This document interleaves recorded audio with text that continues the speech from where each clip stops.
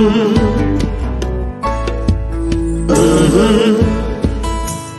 the game gets rough and this life just seems so tough, make we talk, my people, make we talk. When this town becomes an ugly place, don't let it erase the smile from your face. Make we talk, people, make we talk. Conversation is the key, a guiding light for you and me. Spark a talk and you will see. Conflict solver A to Z. World leaders master the art of self-defense just by talk. So people, make we talk. Hey.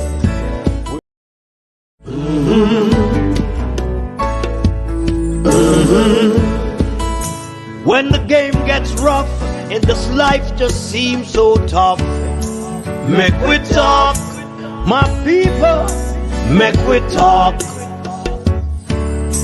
When this town becomes an ugly place, don't let it erase the smile from your face. Make we talk, people, make we talk. Conversation is the key, a guiding light for you and me. Spark a talk and you will see. Conflict solver A to Z. World leaders master the art of self-defense just by talk. So people, make we talk. Hey.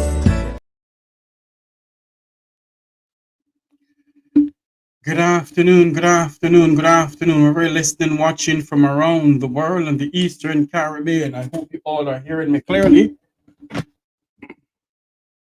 Good afternoon, good afternoon. We're listening, watching from around the world in the Eastern Caribbean. Welcome to another edition of the Make We Talk program. This afternoon, we're going to speak about the Cherry Tree Lane massacre, mass shooting in Clarendon, and we're going to speak about the Rev.Al Miller. I think all of them is listening to my program because I hear the Rev.Al Miller is calling out for Jamaicans to stand up for this country. And as before we start the program, we're going to have my good friend Headboy is coming on this afternoon with us too. We're going to speak about what is going on in Jamaica.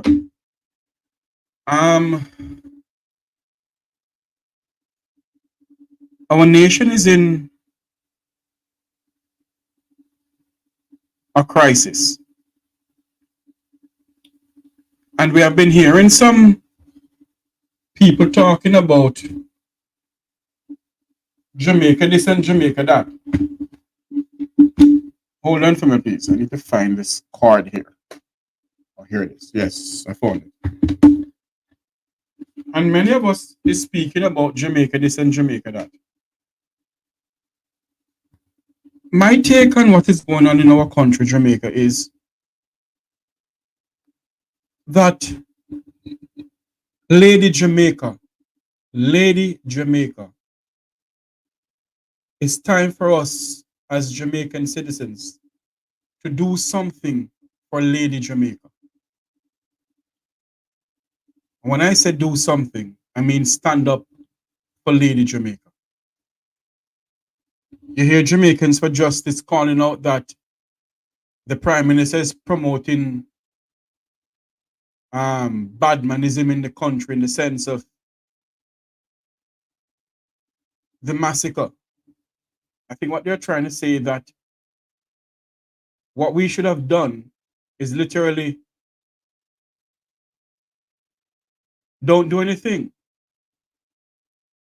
That's not what the lady for Jamaican Justice is literally saying, but basically what she's talking about is that we must just sit down and just let everything run smoothly. No, I am not in agreement with the Prime Minister in so many things that he has said so many times. But for today, I'm in agreement with him. And why I say that is because for far too long, Woodlands have been running this, taking over this country as if there is no laws in this country, in the sense of they just go around and kill people willy-nilly. And that is why the Rev.Al Miller is calling for the death penalty. I'm in agreement with Rev.Al Miller also.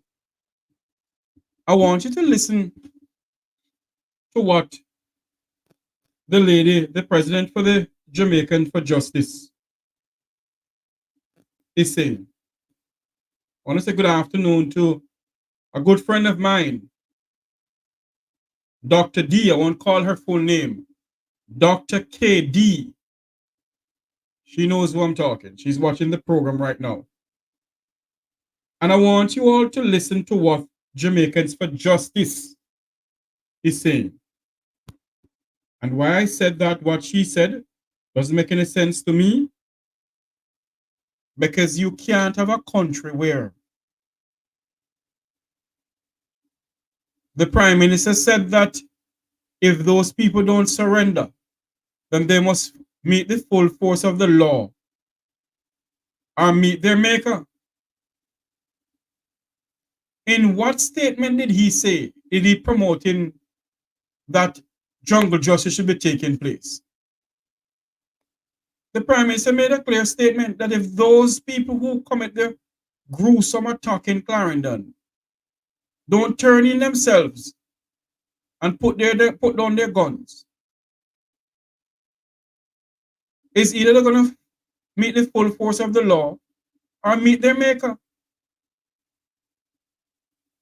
Those 17 people who they gunned down, or shoot and 8 died. He let them meet their maker. They didn't care. They didn't give a flying kahuna. So when Jamaicans for Justice is going to come out and say things as if we mustn't, listen to me. My take on the whole thing is that none of them should live. You decide to take up a gun because you believe your power lies behind the trigger of a gun. And you're going to gun down your own Jamaican black brothers and sisters for 3p halfpenny. For little and nothing. Huh? And have Jamaicans for Justice is saying that the Prime Minister must watch his words when he's talking. The PM said, and I'm not in agreement with Andrew Holness at times, but what he said, I agree with him. He said, if we don't lay down no weapons, we don't meet in the maker, we're going to meet in the maker. JFJ, what you want? That we mustn't do nothing about it? Huh?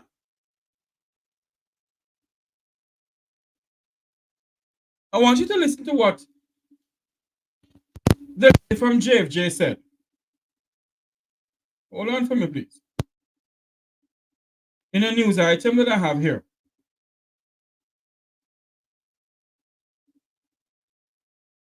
I hope you all can hear it. And killed 8 people in Cherry Lane and injured 9 others. At Monday's emergency press briefing, Prime Minister Andrew Holness declared that the Cherry murderers would be brought to justice by any means. Today, I make a similar commitment, and everyone who is involved in this will be brought to justice in whichever form the justice is visited upon them. Mr. Holness added that persons involved in Sunday's massacre would either meet with a judge or their maker. While condemning the brutality of the massacre, Executive Director of Jamaica... Now tell me something now.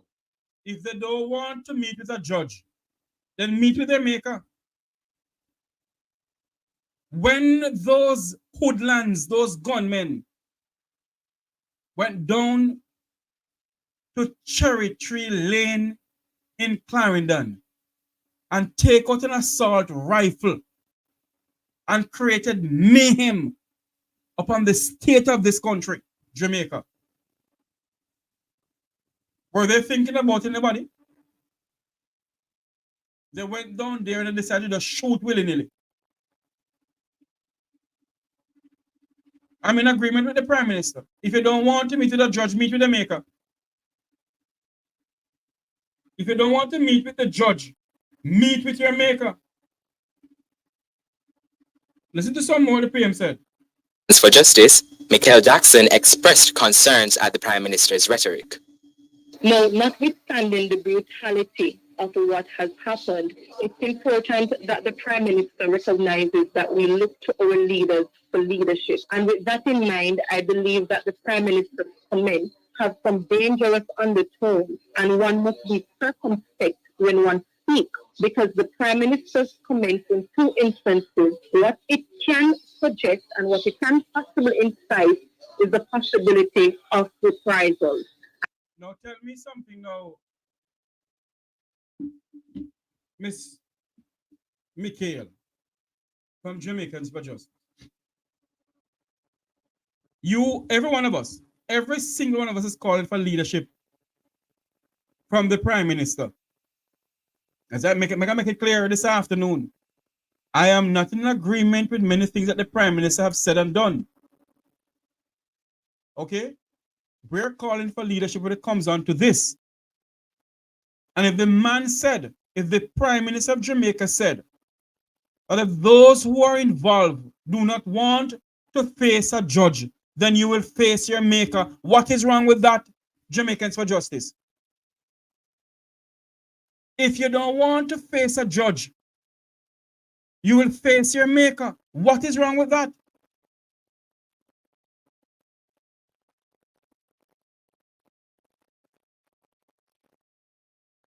When those people go around willy-nilly with an assault rifle and gun down Jamaican citizens, we say one thought that they're not doing anything. What is wrong with him saying that if you don't want to meet the judge, then meet your maker? You know what I want to say? I rather not say it on this program. Let's do some more of this. Listen to some more of this, please.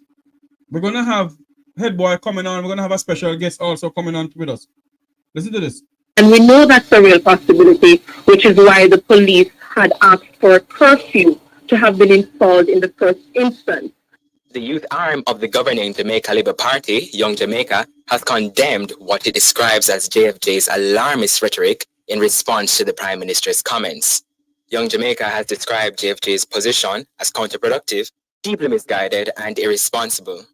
But Ms. Jackson is warning against what she describes as the perception of state badness. The other comment made by the Prime Minister could also suggest what I called state badmanism, state badness, so to speak. And we can't ignore the fact that we live in a country where we do have instances of police excesses, in some instances, questionable fatal shootings by the police.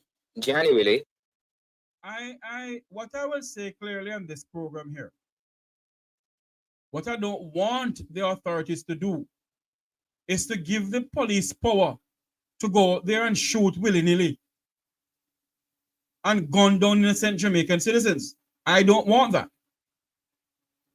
But if a man who believes that his power lies behind the trigger of a gun, and if you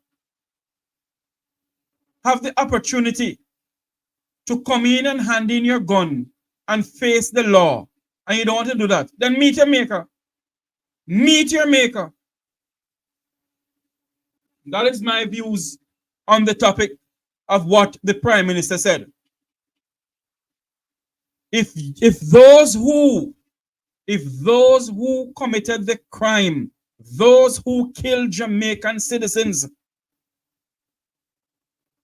in Cherry Tree Lane, mass shooting in this country, do not want to come in and face the judge, then meet your maker. And I agree with the Prime Minister of this country.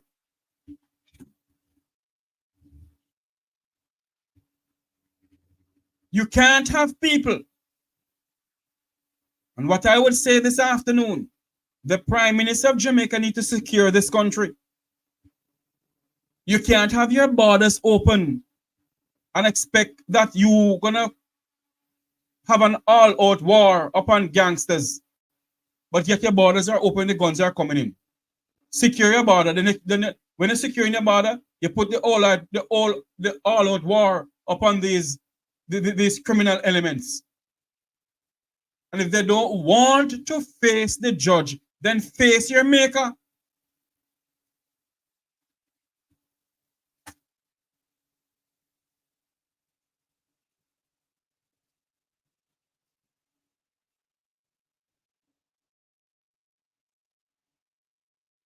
If you don't want to come in and face a judge, you have the opportunity to come in and face the judge.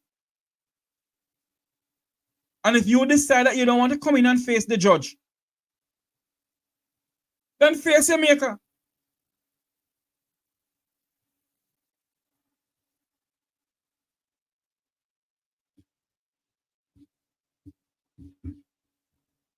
The Rev.Al Miller.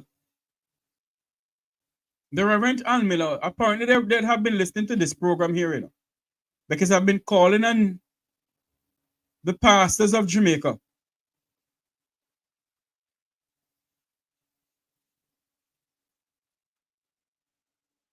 to reach out to the Prime Minister and the government maybe to call for a national day of prayer. Now I'm being told that the Rev.Al Miller is calling for the death penalty. And people may say, how can a pastor be doing that? I've been saying this on this program for many years. That in order for us as Jamaican citizens to have a peaceful country, to see if we can secure this country, I'm in agreement with the former Minister of National Security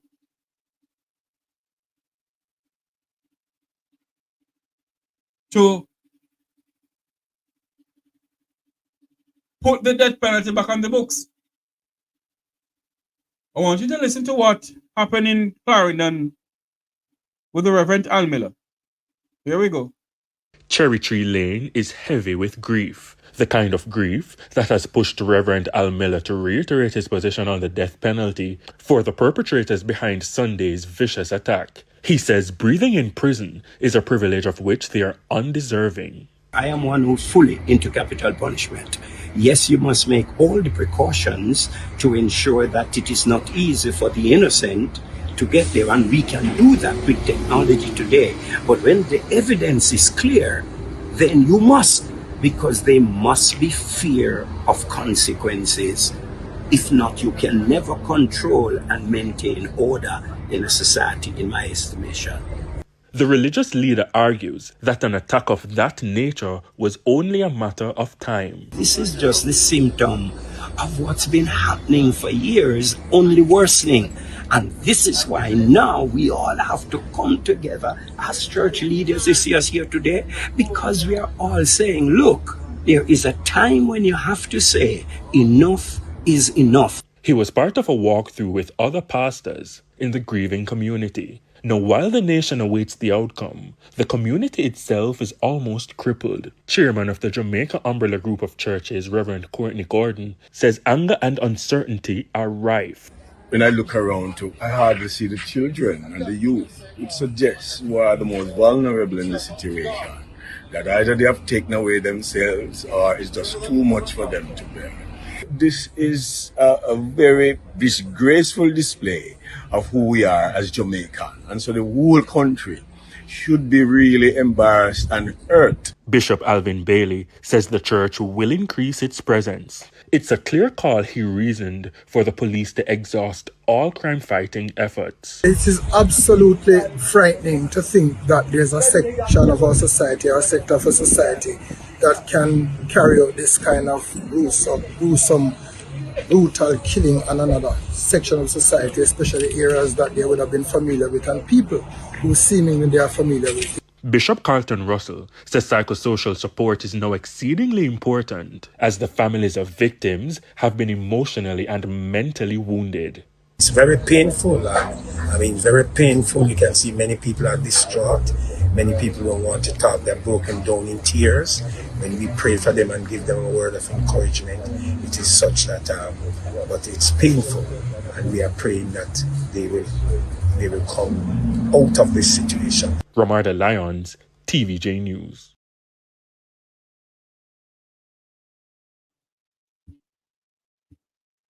I agree.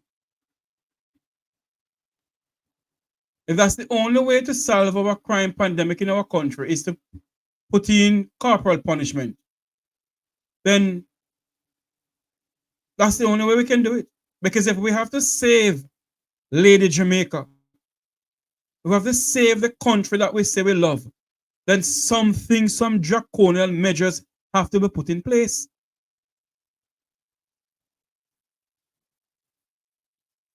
Some draconian measures have to be put in place. There's also a video I want you to watch where the Rev.Al Miller is calling on Jamaicans.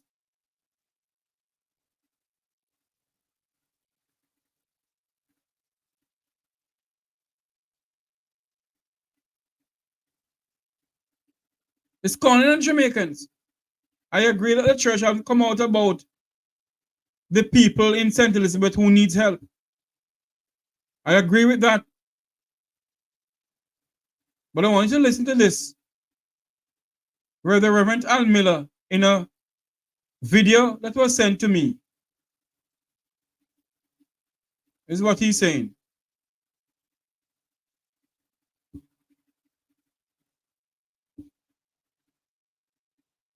People gone, 17 people gone down in one incident, 8 dead. And it's just business as usual. It cannot be.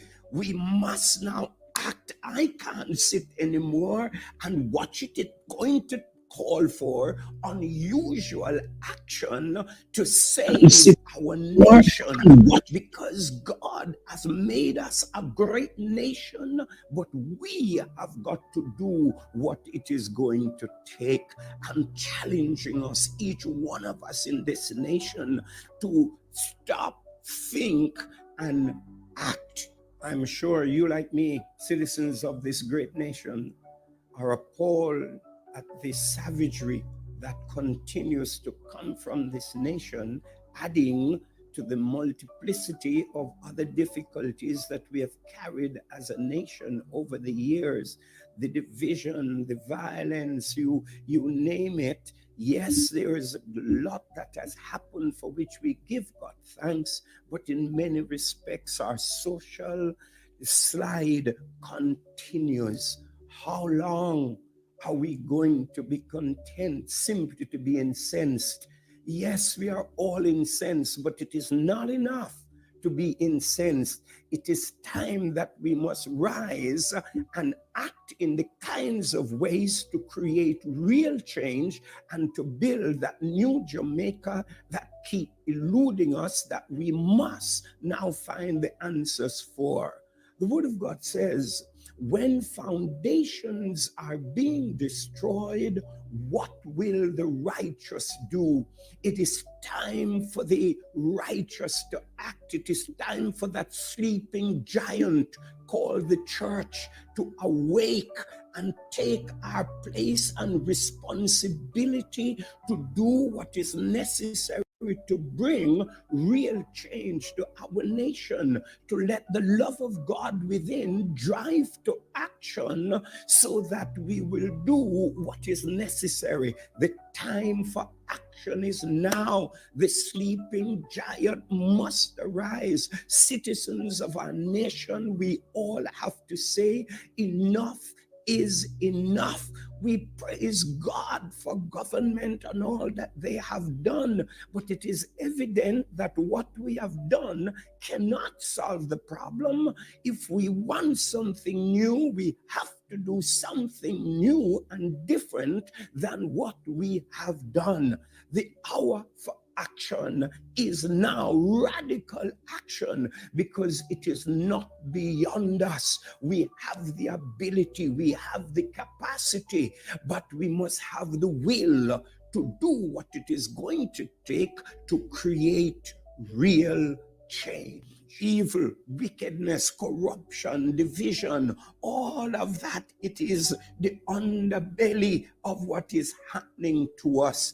Let us now know a free country. Let's rise and build it. Let's begin to be our brother's keeper, to carry this nation in our hearts. We've just celebrated independence. What our founding fathers did to lay the foundation, that those foundations, we have destroyed those foundations. We must rebuild them now. We must find the people who will be who we need to help us to do it. You as a citizen must get up and engage in the process, and remember that the future of our children are at stake, and it is determined by what we do and what we do now. We have a narrow window in which to act, to arrest and stem the slide and build that new Jamaica. I call you, let us together rise up and build now on new foundations with a clear vision of the end and work to produce that end. That was the Reverend Al Miller, one of Jamaica's pastors. Apparently they have been listening to my program, because from Monday I've been calling on the pastors of the churches to come out. And in this video clipping, the Reverend Al Miller is calling on Jamaicans to stand up, on the churches to rise up. To rise up. This nation of ours, what we call Jamaica,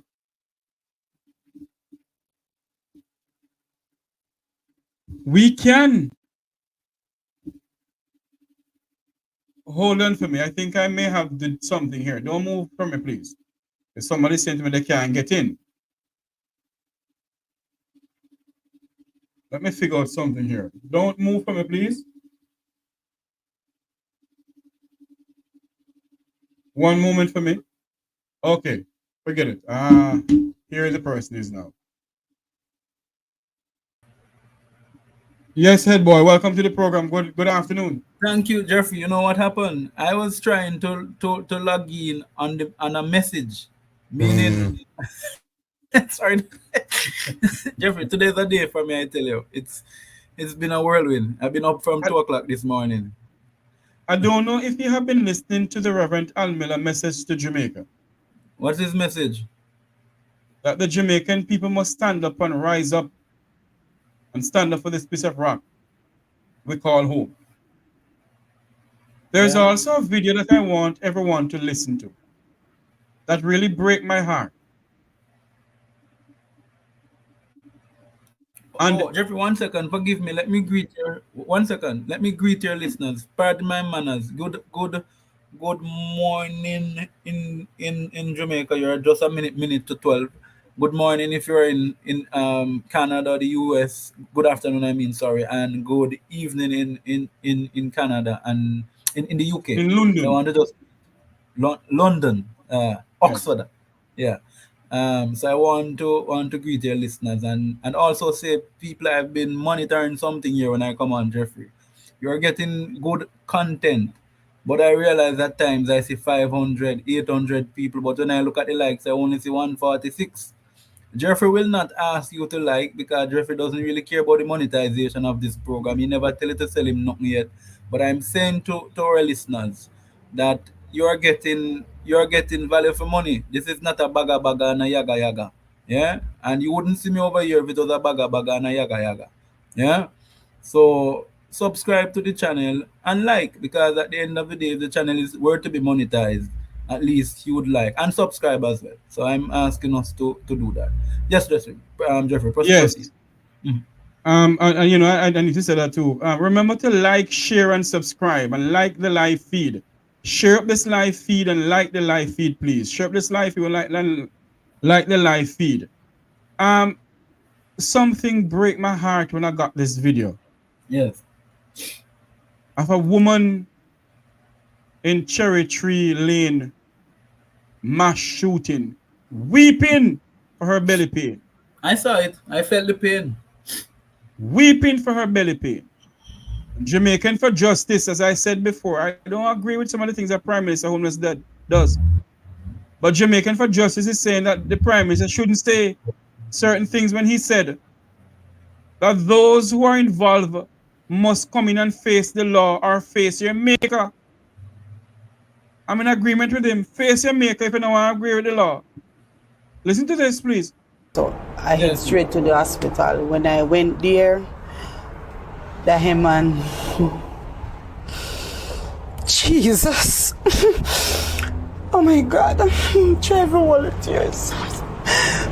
Doctor them said they tried everything, but they couldn't save her. It was when you went to the hospital that you realized it was your daughter? Yes, I realized at that moment because everybody is crying out Diamond. So I realized it wasn't Antoine, it was Diamond. When I went, she called me and said I should come and identify her. When I look lying on the bed, oh my daughter, Jesus Christ, the Diamond. Lifeless, not moving. I don't know how I went through the hospital doors, but I was running. Just started to run. Cannot believe. Trust me, Dan.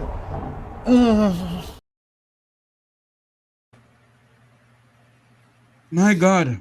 Someone in the chat room is asking if the Prime Minister and the Jiva would meet for prayer breakfast. We're sick and fed up of their prayer breakfast that they're having. Go ahead for me, Headboy. You know, quite frankly, I don't know if you know, but you know, my studies, my early studies was in actually guidance and counseling, yeah, and with some emphasis on theology, yeah. Mm-hmm. And I can tell you that what you're seeing happening here, yeah, the level of grief, the level of trauma, yeah. I can tell you, those family members will be scarred for life. Jeffrey, I lost a cousin in Kingston and St. Andrew in 2014 whilst I was in college. Right? Yeah. In Kingston, in actually out in East Rural St. Andrew, in Bull Bay. Right? And I can tell you, I have never recovered from it. He died, he was killed in a violent manner, and the guy was never involved in anything like that. So I'm saying this to say, as Yushira would say, right, that the truth be told is that we need to, there's a lot of trauma, yeah, that is in our society, right? Vibes Cartel said something the other day on our Goodly Friends program, ISAT program. Him said the people them traumatized. That was a very insightful comment he made, you know. Him said the people them traumatized to the point that they're crazy.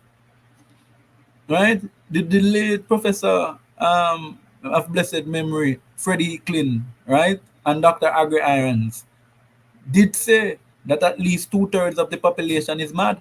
And they say if 2/3 of the population is suffering from mental illness, at least 1/3 of parliament is.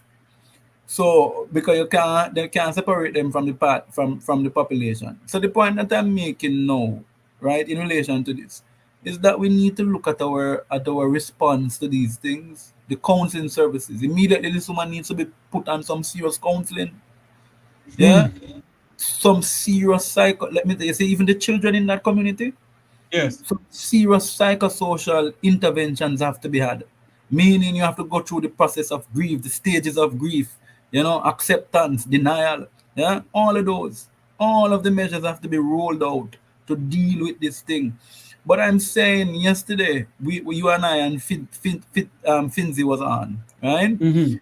Jeffrey, to this day, right, I am still fathom, because I don't know if you have played the clip with Fitz Bailey yet. where he explained that these shootings were related, which I shared to you the other day. Yeah. What shooting? He's saying that their theory is that there was incidences in Havana Heights. So you don't have the clip? No. The man come out with something yesterday. Whilst I talk to you, let me try to see if I can find it and send it to you. Please do. Yeah? How am I gonna find that clip now? Right. So I'm saying, so he's saying there's some connection with previous incidences, which is what all of us been saying.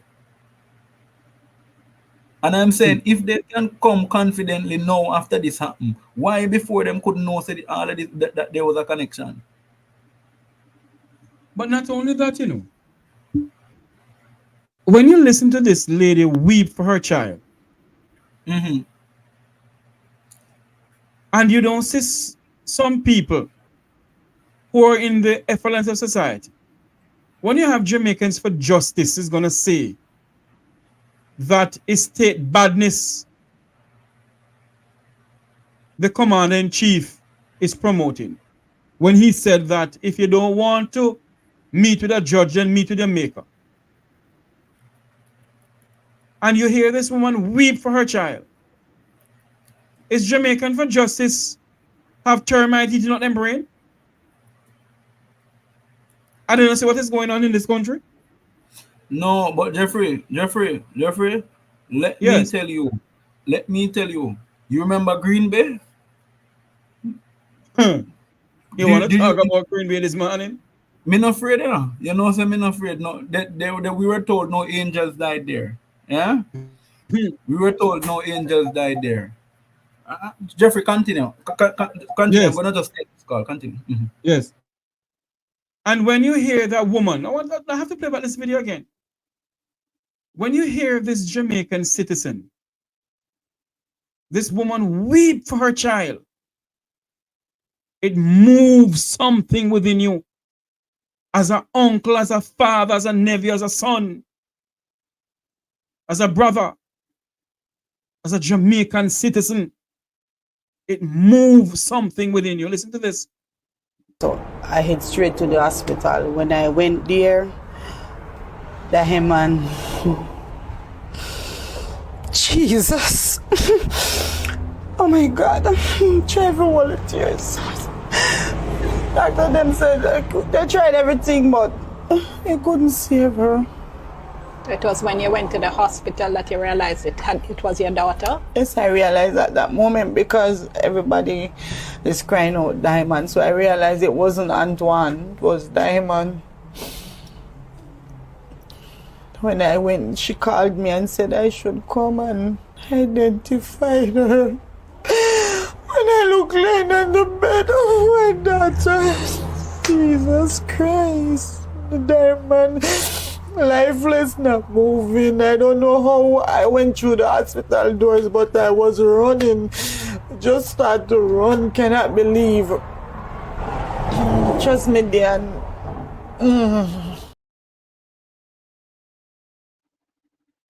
Jamaica, the entire Jamaica need fasting and prayer. Not only Clarendon.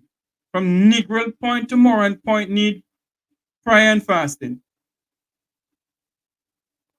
Any woman who is on this platform here, any female who is on this platform here, must feel what this woman is feeling.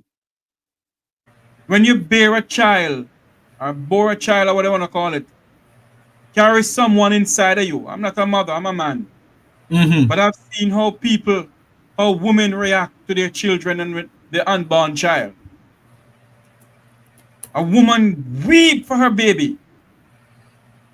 Weep for her child. And you're telling me that when a prime minister can come out and said, if you don't want to meet with a judge, meet with your maker, he said something wrong? Huh? He said something wrong? Of course. What did he say wrong, Headboy? Let me tell you something. Right? Let me tell you something. Did you listen to what Finzi Smith said yesterday? In what part he said? Hitler. Adolf Hitler burned down Germany, blame it on the Jews. Him and Herring Goebbels started what was called the Gestapo. The Gestapo influenced the Jews, couple of young men within the Jewish community, to burn the German flag. And that's how they started attacking the Jews. Hitler came, Hitler light the fires and ball for order. I forget the word in German, right? And the entire country gave him permission to become a dictator because they wanted order. I'm saying to you, Jeffrey, in everything we do, as much as we say Green Bay was wrong, as much as we say the incidences that of extrajudicial, and Jeffrey, let me tell you something. You know, and you have been advocating for the poor in Jamaica for too long, for you to allow this situation to let us agree with the approach taken by PM. And let me tell you why. Remember, the policing strategy in Jamaica has been the same for the last 100 years. What I say? 100 years. If you live below Tarrington Park or Tarrington Bridge, that's below Crossroad. That's below Crossroad. It's a different approach to you. I can tell you as someone who used to live up on Cleveland Avenue at Blue Cross, right, yes, where the townhouses are. Me never used to see police coming at me complex. Yeah. The one time I saw police was when there was a find that about 15, 16 Indians in a 2-bedroom apartment, and they found out it was human trafficking. Yeah.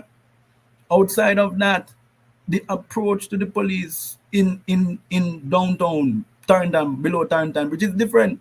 So I'm saying we have to be careful that we are not using this opportunity to violate people's constitutional right, even if so hold on there, let me ask you a question, Headboy. When those criminals take an assault rifle and let loose an innocent Jamaican citizens, what sort of right do they have? Jeffrey, your rights and command, man. As a man who is, let me tell you, we need to be careful. You have today, Jeffrey, you can be labeled a misinformation man. You could be labeled a target by the government, and then therefore your rights could be suspended, and the government said take him out. Not just in shooting incidences. I'm saying we don't want to give them the leeway for this. If the police approach these gentlemen and they confront them, take them out. I'm in total support of that. But if there's is that what exactly the commander-in-chief is saying? Yes. If the police come where you are, from the commander-in-chief, it ought not to. It ought, you are sending a wrong signal. You are prime minister for the criminal. You are prime minister for the victim. You are prime minister for everybody. When you're a leader, it is a very essentially, it's like down in Florida, right? In Florida, using the politics of Florida, Ron DeSantis doesn't necessarily support a particular group of people, the happy people, yeah. But at the end of the day, you are still governor for them. So I'm saying the approach that he takes in this manner as leader, people are looking to you now for direction, not sensationalism, because that was actually a sensationalism comment, because he did not even need to say it. And first of all, I have an issue with the Prime Minister leading this charge. He's not the Minister of National Security. He's not. That's a fundamental question we need to ask ourselves, though, you know. Why is it the Prime Minister, every situation happen, he leads the charge of it? What's going on? Because he's using it for a PR stunt. And that the first thing was take away yourself. The boring, lame joke when nobody laugh at. Only him. Yeah. The second one, him come again, is this comment he make. And there was another comment that he made that, it is because persons oppose the state of emergency. Why we are in the situation that we are. This man is playing a blame game and using a PR stunt. That's why I'm coming with the $25 million. And him know here's a can go court. Yeah.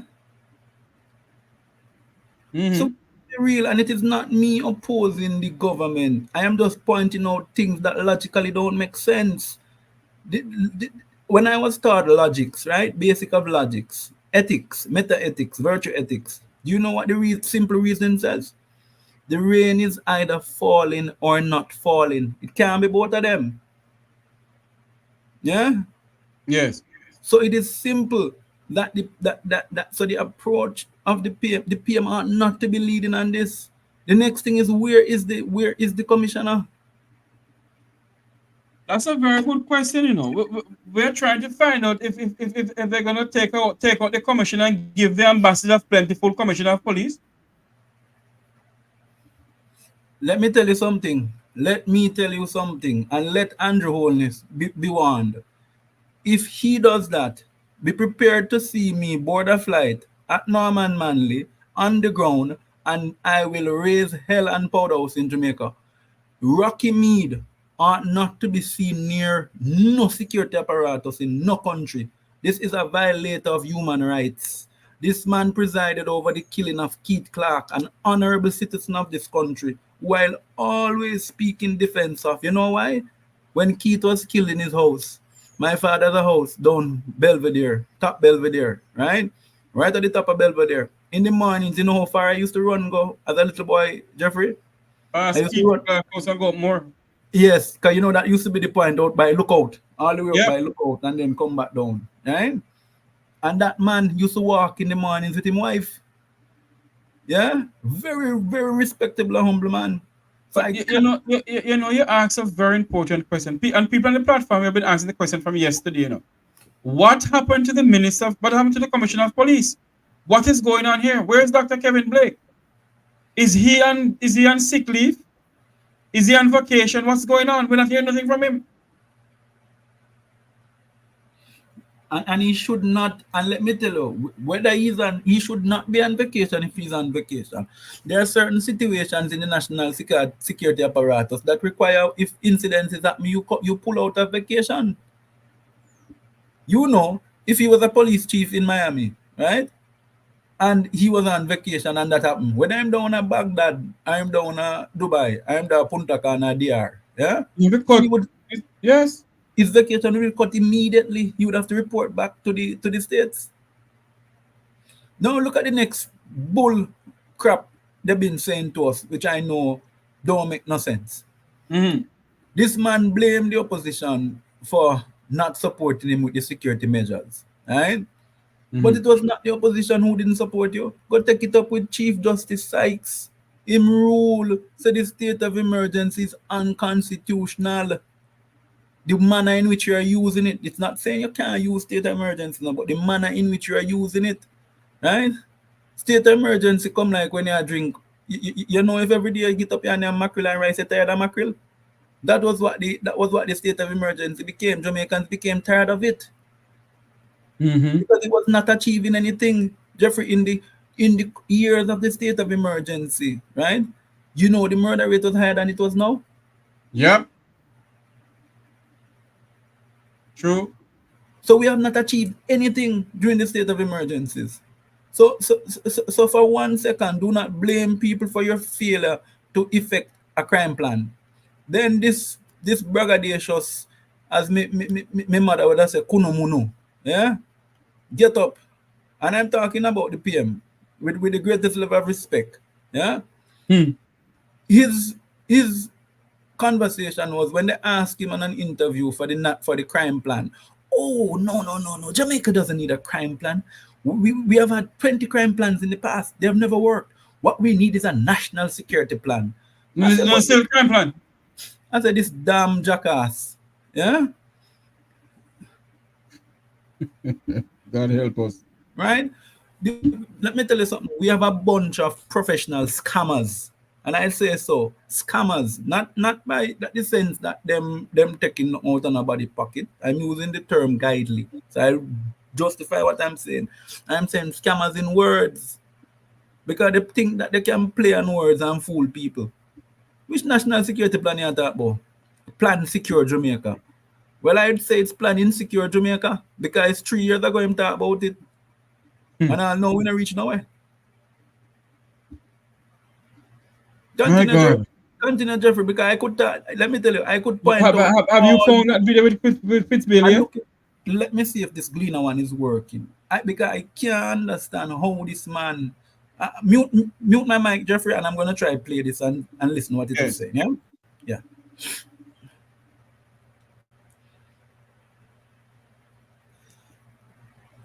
It wasn't this one. If you're just joining us, remember to like, share, and subscribe. Share this live feed. We're speaking about the Cherry Tree Lane massacre in Clarendon, where now you hear the pastors of the day, the umbrella group of churches, they're all coming out now and condemning this brutal attack on the state of Jamaica by gunmen in the country with assault rifle.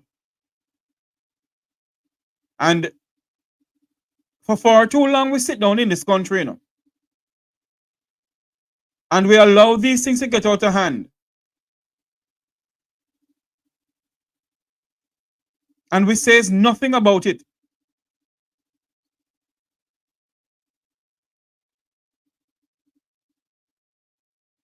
And we do nothing about it. Our nation is in a serious crisis. I want to play a video of opposition leader Mark Jefferson Golden. I hope I have it here. I just sent you a link to that video, Jeffrey. No, send it to my phone. Oh, to your phone, okay. Yeah, send it to my phone. Okay, my friend. I want you all to listen to a message from the opposition leader and president of the People's National Party. Is what he said about the killing, and he stands ready to assist the government in any way, shape, or form he can. Listen to this. Jamaica is sickened by yet another depraved act of wanton violence, which in this incident at Cherry Tree Lane has been directly inflicted against 17 people, 8 of whom were killed, including several women and a young boy. There have been several multiple killings in Clarendon in recent years, with this one being the most egregious. I stand ready to cooperate with the government to achieve bipartisan constitutional action to come to grips with this utterly untenable situation.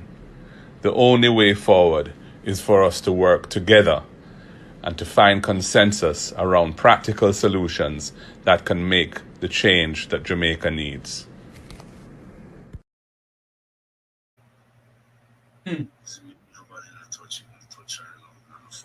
So, you hear what he says? He stands ready. And we, the Jamaican people, must get together and work towards the change that we seek in this country when it comes on to the gruesome murders in this country. Yesterday, I played something for you. And I want to play it again. Since 2021, every year, there have been a mass shooting in the parish of Clarendon. And we have to blame the security forces for this now. Because if they know that is going on, why didn't they put more resources in there? I see something on the newspaper where the Prime Minister is saying they're going to pump more resources into Clarendon. Jeffrey, I wonder why. Go ahead for me, Headboy. Let me tell you, that's a piecemeal. That's a piecemeal, right? We had the Citizen and Justice Program, CSJP 1, CSJP 2, right? That was the program I was referring to Finzi yesterday about. Do you know which communities they were in Clarendon? Mm-hmm. They were in Treadlight. They were in Canaanites, right? Mm-hmm. They were in Yorktown. And if I'm not mistaken, they were doing some work in Avanites, which is not very far from Cherry Tree Lane. Yeah? My issue with this, The JSIF has sat down on multiple grants. Yeah? Till all the grant money them go back from where them come from. Yeah? I'm telling you that. And hold on for me, Headboy. This YouTube clipping you sent to me, apparently this person have a serious copyright thing on their channel.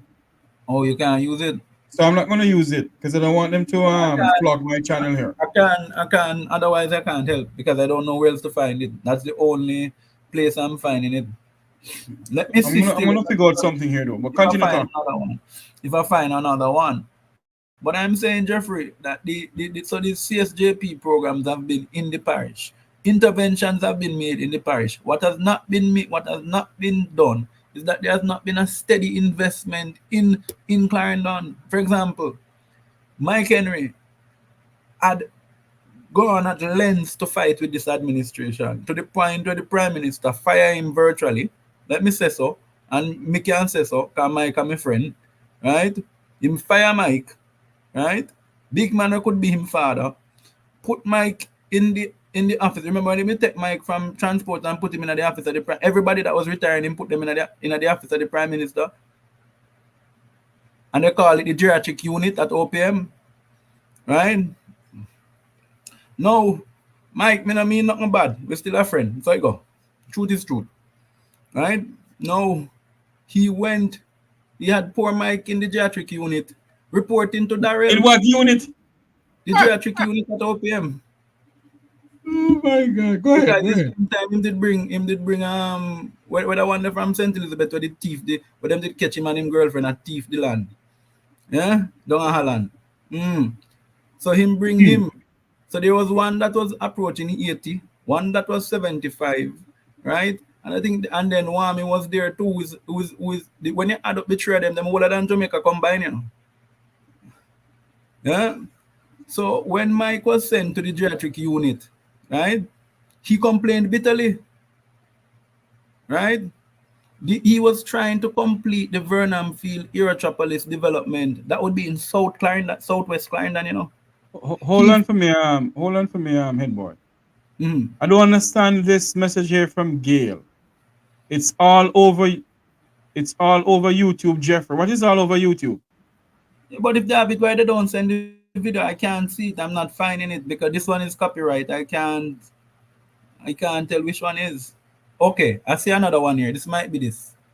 But that's 2 days ago. There's 2 days ago. Let me listen to two more and see if it is. But a lot of them look to be copyright. Yeah. Okay. Right. If you're just joining us, welcome to the program. Welcome to the Make We Talk program. If you're just joining us, I have with me my good friend Headboy. We were trying to get Sir Luke George Cook to come on, but I haven't heard from him. We're speaking about the mass shooting in Cherry Tree Lane in Clarendon. And in the same breath this morning, we get up and hear about 3 men was gunned down in St. Thomas who were trying to break into a liquor store.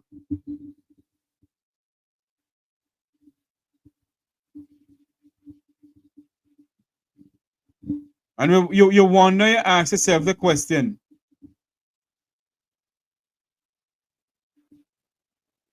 how many more will have to die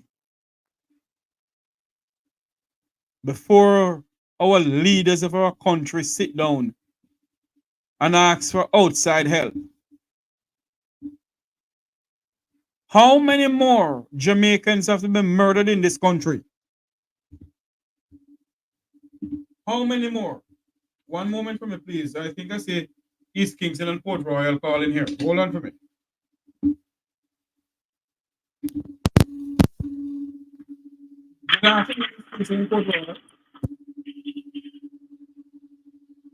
Hello?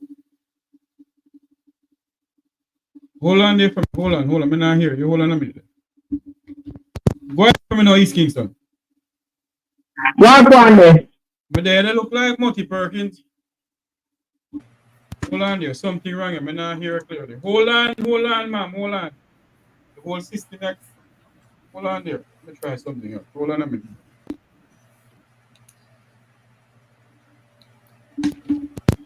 All right, go ahead now. I am saying good Headboy. Yes. Today is hot. Hi, East Kingston. How are you doing, my friend? What do you mean today hot? You're hot like a fire? I'm Mrs. Taylor, 10 fire side now. Answer you. Jeffrey. Yes, ma'am. When you are the Reverend Al Miller, when the money them are missing and the people them are ball out, what him did there? I could answer it for you. You want me to answer? Yes, now listen. He was busy counting his money.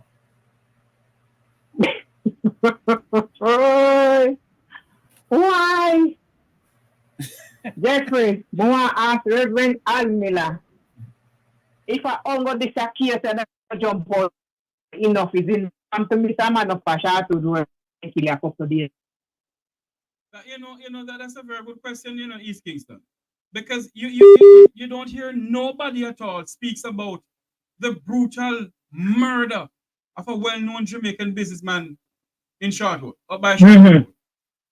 Nothing. Me want ask Reverend Miller, Al Miller. SSL money when missing. When they have to pay $10 million a month to keep the workers they need. That's not no missing, but there's still 5 laptops or 5 computer missing. What him did there? But when I wasn't talking about that. You all don't hear that I forgot to get that news, I forgot to get that news, That Which one? There's a big breach at the head of the Jamaica Constabulary Force of the National Security Office, where some paperwork and reports of what is going on in Clarendon gone viral on social media. Yes. This soldier man, that was a doctor. And was a way home when they kill him in a vehicle and he way home somewhere up in a Jacksonville, somewhere around this one. But Al Miller did there. Mr. Man was to get commissioner of correction when they go find down a spur tree where fish barely they are hanging hen. Where Al Miller like that. And by the way, remember the man, 1 second, East Kingston, remember the man, the corrections man, his name is Reverend Moore. There's a reverend before his name. Okay?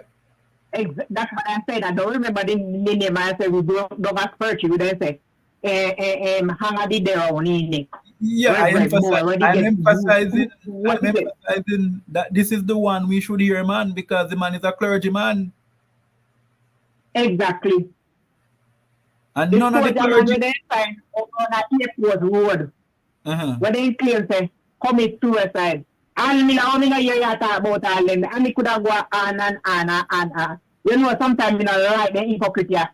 They don't like these hypocrites. Oh, that's not only that. That's not only that East Kingston. Remember now, because we're on the same case. Because we keep in the same line. Fitz, what the one name? The one, what did that JC? Right? Cruel Reed. Right? Cruel Reed. Right. Was caught. Big nose spin up. Was caught. Right? In an orgy of looting of the government resources. And to this day, we have not heard anything from the Reverend. But let me tell you something, East Kingston. You will not hear anything much from Reverend Al Miller. These are his personal friends. I remember, and I'll say it. You see this Dean Shaw incident, right? Jeffrey and East Kingston. Ask who and Dean Shaw in the cabinet of Jamaica are close friends. 2 cabinet ministers. They're always across from Richie B having lunch.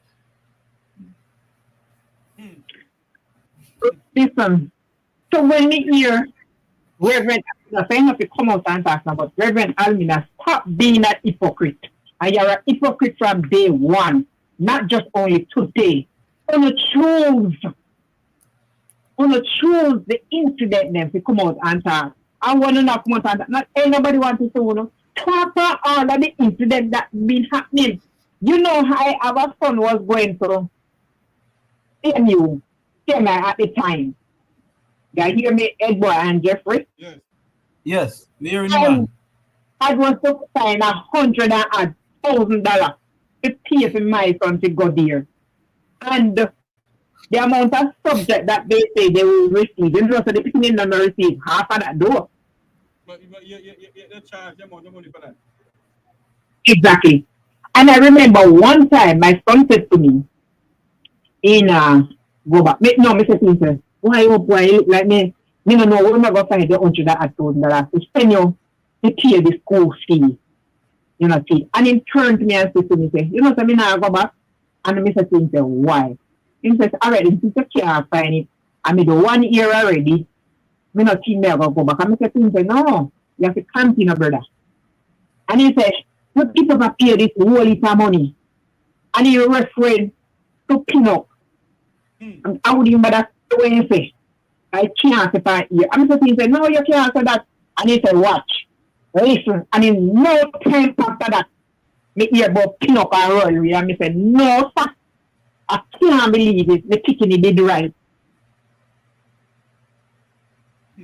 But child was right. You know, right? But you know something. You know something is Kingston and Port Royal and Headboy. Mm. The Jamaican people have reached a point where they don't trust the clergy of this country now. Those who call themselves bishop and pastors and apostles and kind of something. Majority of the Jamaican people do not trust them. And it's all good and dandy for Mr. Miller to come out and speak about what is going on in the country. It's all good and dandy. But what you have done, Mr. Miller, is let your voice be heard at all times. Thank you. Not because you may be a member of the PNP or a member of the Labour Party. This is Jamaica. And as a friend of mine said this morning, this nation is bleeding from within. This nation that we call Jamaica, land we love. Is this the Jamaica we're going to leave for our children? Is this the Jamaica that we, all of us, Headboy, Jeffrey Tavares, Wayne Luther, East Kingston, Will Isaac Buchanan? Is this Andre Stevens, yes, and a Jamaica head topic, Andre Stevens and all of them. Jamaica topic, yeah. It is. Is this the country we're gonna leave for our children? But Jeffrey, because of politics, we can't speak about what is going on in the country. We want to speak on certain topics. Exactly. Can't be. I don't think. Hold on for a minute, boy. Remember, we're gonna say.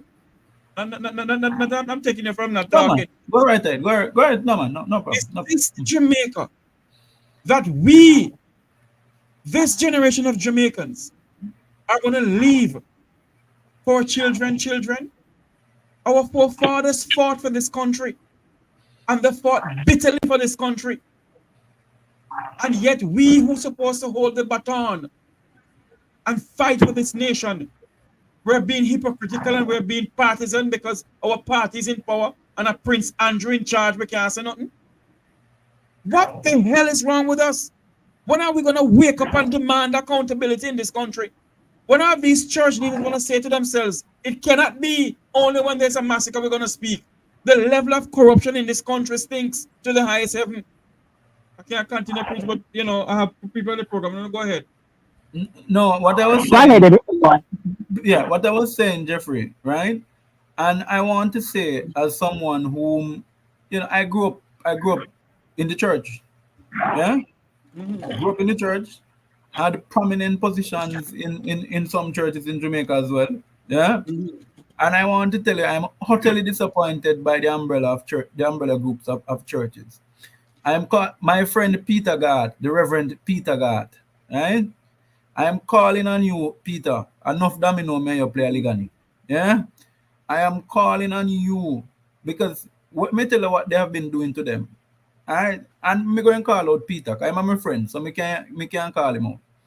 What they did to Peter was to give Peter an award. right? If you realize the very first thing he did, right? I'm telling you, when Peter Bunting was Minister of National Security, the Reverend Peter Gart was more vociferous than ever. You would hear him almost every time a murder had arisen. I'm telling you something, right? Same with Al Miller. What am I trying to point out? These guys now have become, not that they're politically aligned. I'm not saying that. I will never attribute that to that because I don't know that. But what I'm saying is they have befriended the Prime Minister. The Prime Minister has befriended them by giving some of them awards. And some of them love them long, big and worthless. Them order of back of the wicket. Yeah. Them OBE and them ODF and them OD, order of donkey. Order. Right. So because of that, they have somewhere divorced themselves. The next thing, the conferences, the Adventist conferences, because majority of the Jamaica Labour Party members, senior members, are prominent members in the Adventist churches. You have never, when last have you heard the East Conference, West Conference come out and say nothing? Never. And I'm saying this because they are busy facilitating the nonsense because it is about politics. Is my church brother. When has church become that way? I saw with my own eyes, and I'm going to push my mouth now. I saw with my own eyes the level of laundering that occurs in the church in Jamaica. I saw pastors buying brand new Range Rovers out of membership. Hello. Yes. I saw members in churches feeding pastors as somebody who grew up in the house of a pastor. Yeah. It is absolutely shameful what happens, how these people use the resources of the churches in Jamaica. There's no accountability, there's no transparency, and a lot of them need to hush them mouth because they must remember, I know some of them file. I know who in 2007 did I take money from Bruce Goldin. I don't talk. Right? You cannot wait till certain incident happens, then you are going to run up. Look how long the Jamaican citizens are asking, where is the church on this? Where is the church on this? Where is the church on this? Al Miller, take a back seat, please. So when you're coming out, it is going to say your opinion. Yes, it is true, and the freedom of speech, but yeah. Hello? When the police reported such a killing going on in that specific area in Clarendon. And today, I'm not Sunday gone alone, Al Miller. I'm not from 2001 or 2017, somewhere around it. And yeah, come from that. Please give me a break. Talk on every topic. Do not pick and choose. You talk on every topic because at the end of the day, it's poor people I feel it. I know nobody else. I tell you something. I know nobody. That's what these things, son. You remember Monday? I don't think you were here on Monday. But on Monday, my program went from about 10 o'clock, Headboy, till about 6 o'clock. Yes. Yes, I remember, but I didn't participate because I do the research now. You remember I called out the churches, and I will say this again publicly and make no apology. The umbrella group of churches, the Jamaica Council of Churches, they're a bunch of hypocrites and yes man to this Prime Minister. And it was you. Jeffrey, it was you. Them.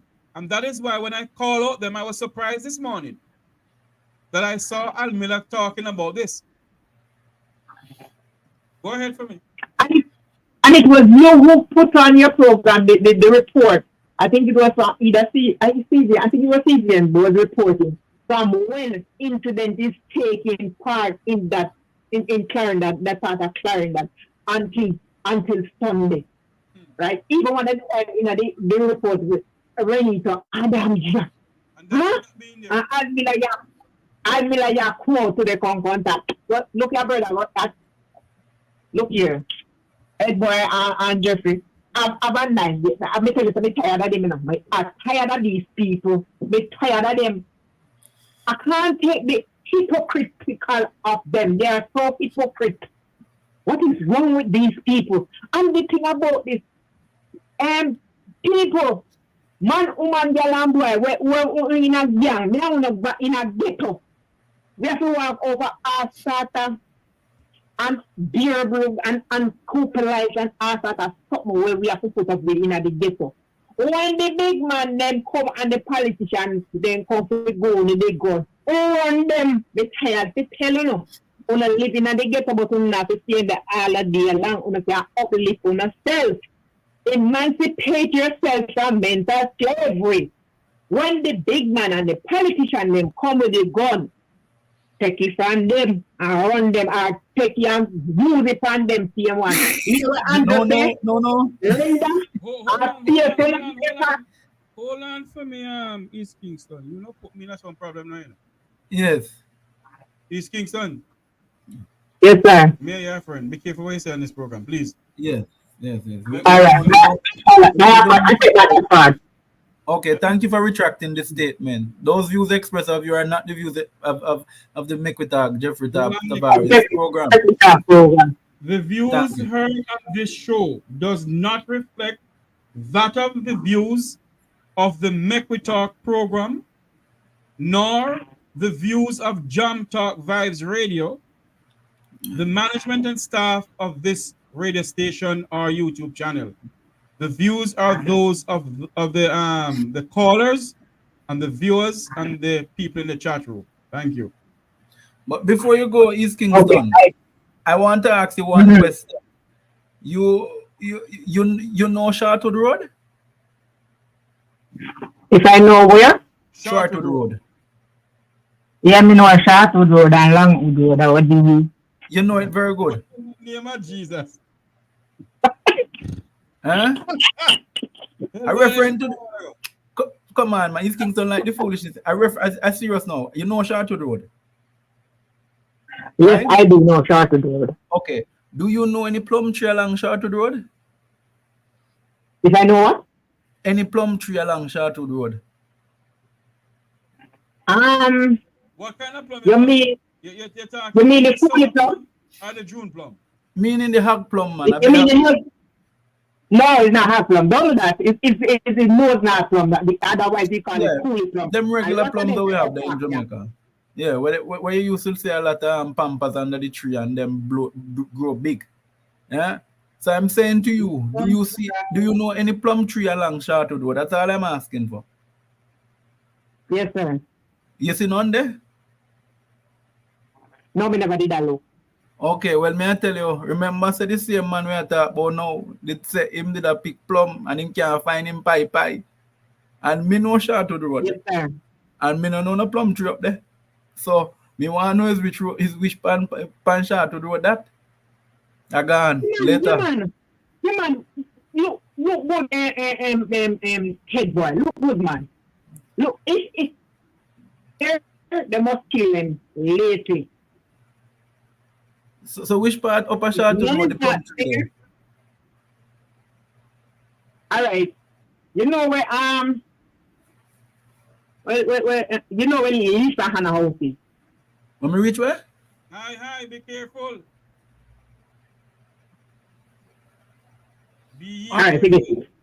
All right. The point that I'm making, I'm telling you, when the incident occurred, there was no plum tree there in the area that he said he was. That's all I'm saying. That's what I'm saying. The area he said he was. Okay. The area he said he was. There was no plum tree right there. Oh, okay. You know where the weapon was found? You know where the weapon was found? Because you're retired. You know where the weapon was found? Right in the Grand Spend community. I gone. Later. Yeah, man, later. All right, East Kingston, thank you. Why, God. I looking. Go ahead. I've been searching for a plum, but I can't find a plum tree. Yeah? Remember, this is some people. Headboy. you realize that nobody's speaking about that cocaine that they found at a house in Havendale. Nobody's speaking about the well-known businessman who was gunned down in front of his business place. And I think it was it in front of his daughter? Yeah, and the same Sharpwood Road again, the infamous Sharpwood Road. But I said something a while ago, and I'm going to ask it again. Yeah? Does Mr. Shaw have any close relationship with any sitting member of the cabinet? You realize I didn't say parliament. I said of the cabinet. What is his relationship? You mean the man who was gunned down? Yes. What is his relationship with two prominent members of the cabinet who hold two senior positions? Hello? And why haven't these friends of the gentleman come out to speak? Why hasn't the government said anything about it in their two press conference that they had? And why after 1 week we can't get an arrest? Let me tell you something, and I will say this: government badness, Andrew Holness. That's the tune where the young people them play at Jamaica. Yeah? Let me tell you, there's more that meets the eye in this situation. Yeah? True. There's a lot of vumva-v and vumva-va that is involved in this. And if it is ever exposed, it will expose the deep underbelly of financing of construction projects in Jamaica. It will unearth the underbelly of the financing of major developments in Jamaica. So when you see people put up high-rise and building, no grudge them. No grudge them, because the DA watch them. Okay? And now not more to say. I tell you something to you, Headboy. And that is why I don't come on my program here with hearsay. Exactly. I don't come on this program here without I get some level of evidence. And I make sure I run it by some very well-known people who I know in the security place or security, whatever in other places apart from Jamaica. I tell you something, a lot of people don't know that they can fabricate paperworks from Jamaica, and make it look like it is true. And you have people jump up with it and go up on social media with it. You understand what I'm saying, Headboy? No, repeat. I just don't know. Sorry about that, Jeffrey. No, I'm saying to you, that is why when I get certain things, I make sure I verify it properly before I come up with it. Because right there in the land of wood and water, people can trump up things against you and make it look like it's real. I'll get real paperwork and real stamp when nothing goes up. Out of the land of wood and water, eh? Yeah. Well, if the corruption is high, then it means any document can be forged and be done. In environments like that, that's what corruption thrives. Okay. And if we don't get rid of the level of corruption in our country, and that is why I do not want to be a part of anything or be around anybody who is involved in a level of skullduggery and who wants to bring down people for their own game or their own political agenda. Huh?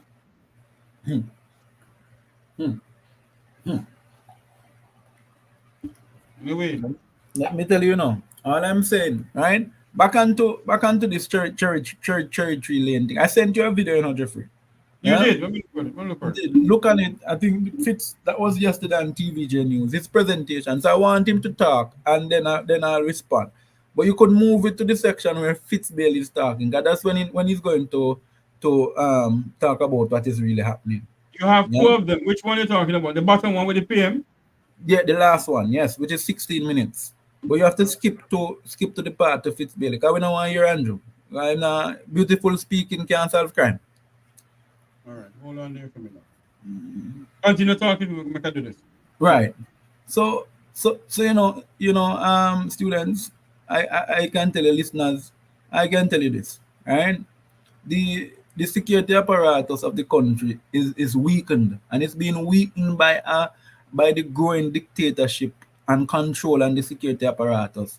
When you last the police are doing nothing without the PM telling them what to do. You ever hear that yet?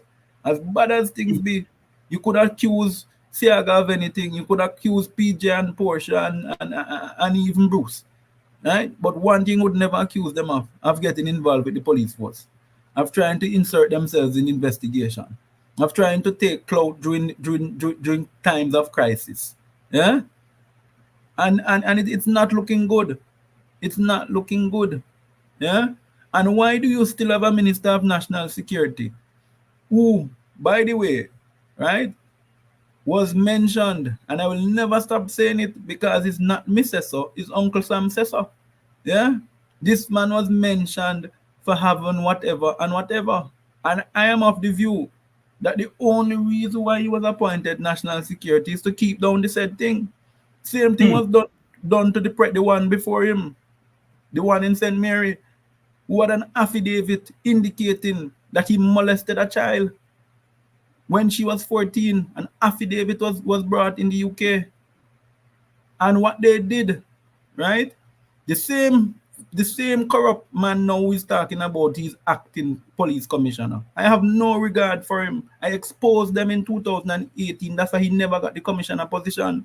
I went on a rampage outlining that he and Montague were busy meeting at his house because I saw him going up there. They were not very far from where I was living. Yeah.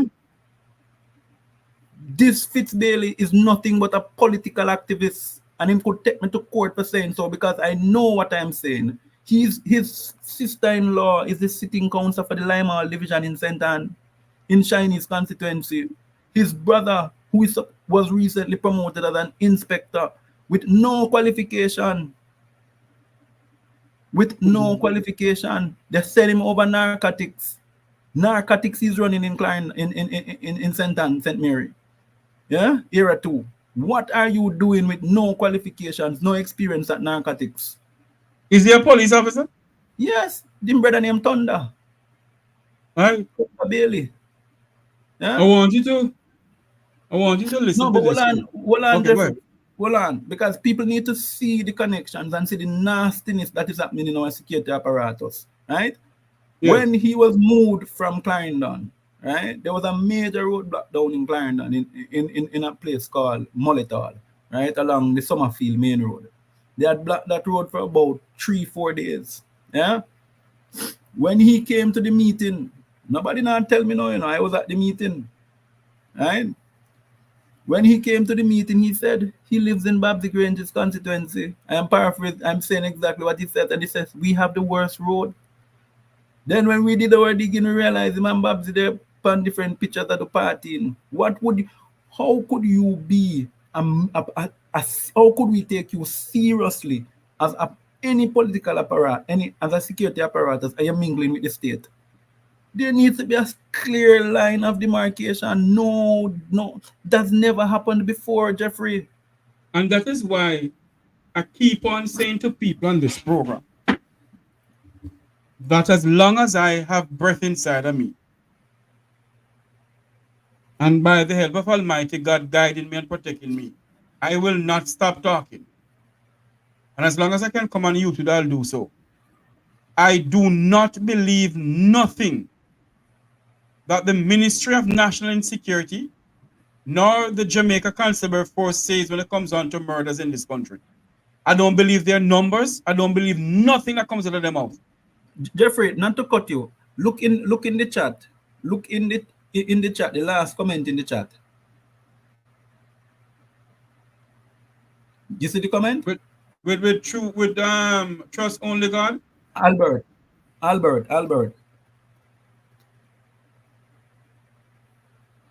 Oh Lord. Okay, so don't think the Jamaican people don't know what is happening. Don't think they don't know what is happening. Oh Lord. Okay. They keep the most parties in St. Anne. Where the money come to fund them. Anyway, I hush my mouth. Here I digress. My God. So when we When we come here and talk, Jeffrey, I want people to know we're not making up something.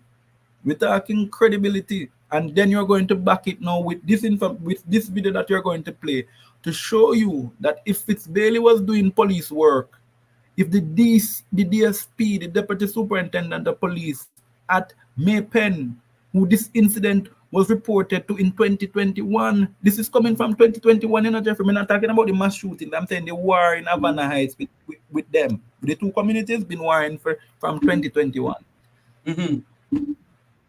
So this was allowed to fester with no intervention, with no actual, and it got worse in 2022 when the sister of one of the persons involved was killed. But you know what I don't understand though? If the budget is shortfall of a couple million, well, where does the Prime Minister get money from to pump into Clarendon? Well, let me tell you what it is. He's playing a game. He's playing a political maneuver. They knew the community was the way it was all along, right? They knew it was in a bad state, one. What they're doing is, remember now, there have been grant monies sitting at the national security for a while that they have never used. They're using this now to think them can sweet up the people of Southwest Clarendon in convincing them to, remember, you know, they not have one damn division in Southwest Clarendon. The PNP take every single one, including race course that they never had before. Yeah? And down by the same division, down by when they're going back to Manchester, what they call that place down there, man, the border of Manchester and Clarendon. Yeah? Coming all back the way. So they don't have no division in there. So I think what they're doing is trying to say to give the people of Southwest a level of anticipation that they're doing work.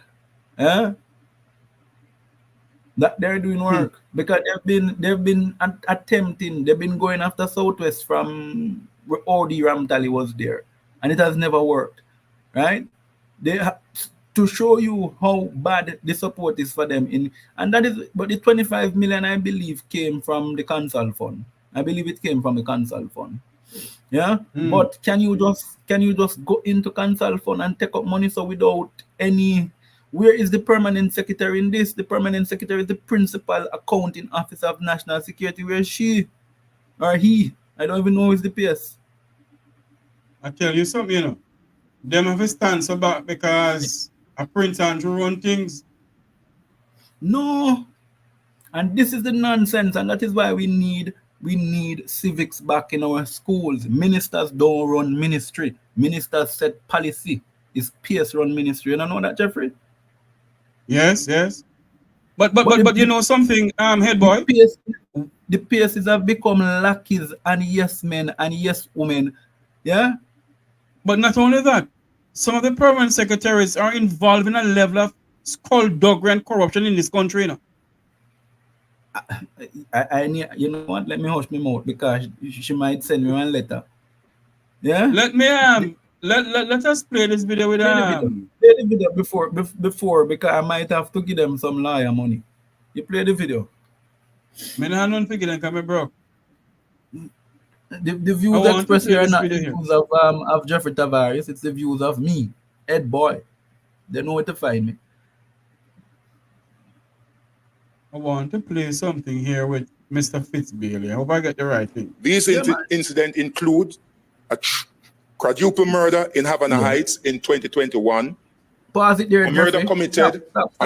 Stop. Let us do it in pieces. Because if you play it straight, you're not going to get the full information. So the first one was at 2021. What was the murder that was committed in Havana Heights? Quadruple murder. Okay, this is the stemming one. This is where everything is coming from. Go again. Okay. On April 21st, 2024, and a subsequent shooting and arson that was committed on April 25 in West Park. The other incidents include a murder that was committed on April 29 in the Cherry Tree Lane, murder that was committed. Stop. April 29, what's the year? 20. Hold on, I'm going to start back over. You Hold on. see, that is why we have to do it in pieces. Incidents include a murder that was committed on April 29 in the Cherry Tree Lane, a murder that was committed on May 11 along Fogar Road, Maypen, as well as a murder that was committed on May 15 in Yorktown. He doesn't give the year. No, he was referring to 20. Go back to the first part of the clip. Go back to the first part of the clip. Hold on. When you're doing these things, you have to dissect it, you know, because him over talk the like, last few years. like him have a no man, not right there. These incidents include a quadruple murder in Havana Heights in 2021. So we're at 2021. A murder committed. Yes, that's 2021. On April 21st, 2024. April 21st, 2024. 2024. So everything after this and a subsequent shooting and arson that was committed on April 25 in West Park. The other incidents include... Stop it there? No. Go to the next one. A murder that was committed on April 29 in the Cherry Tree Lane. A murder that was committed... Stop it right there. April 29, Cherry Tree Lane. The murder was committed. If you let me... I'm going to send you a map of a Southwest Clarendon right now. Yeah? Yes.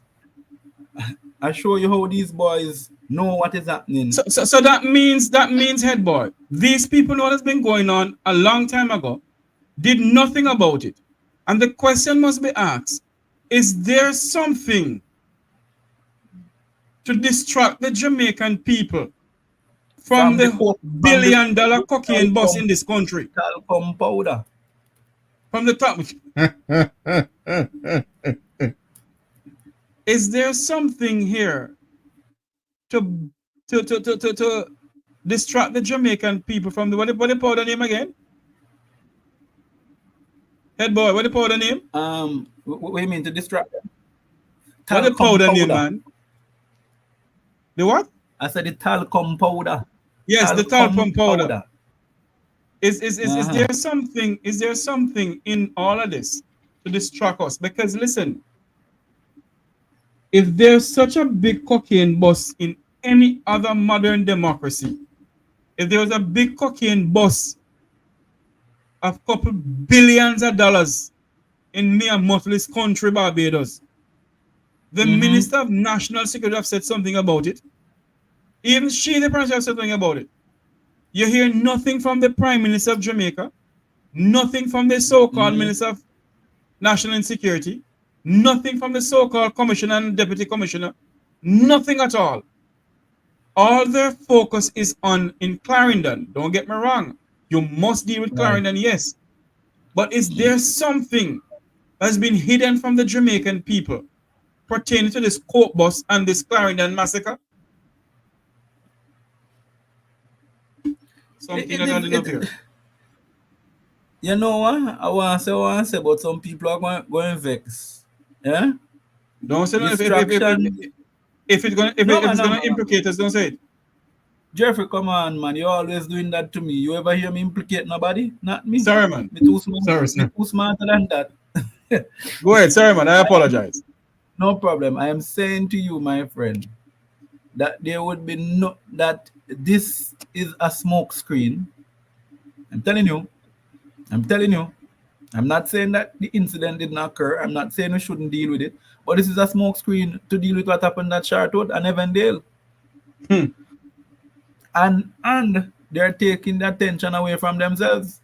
But inadvertently, they're leading it back to themselves. Because people are now saying, why can't we have a simultaneous investigation being going on?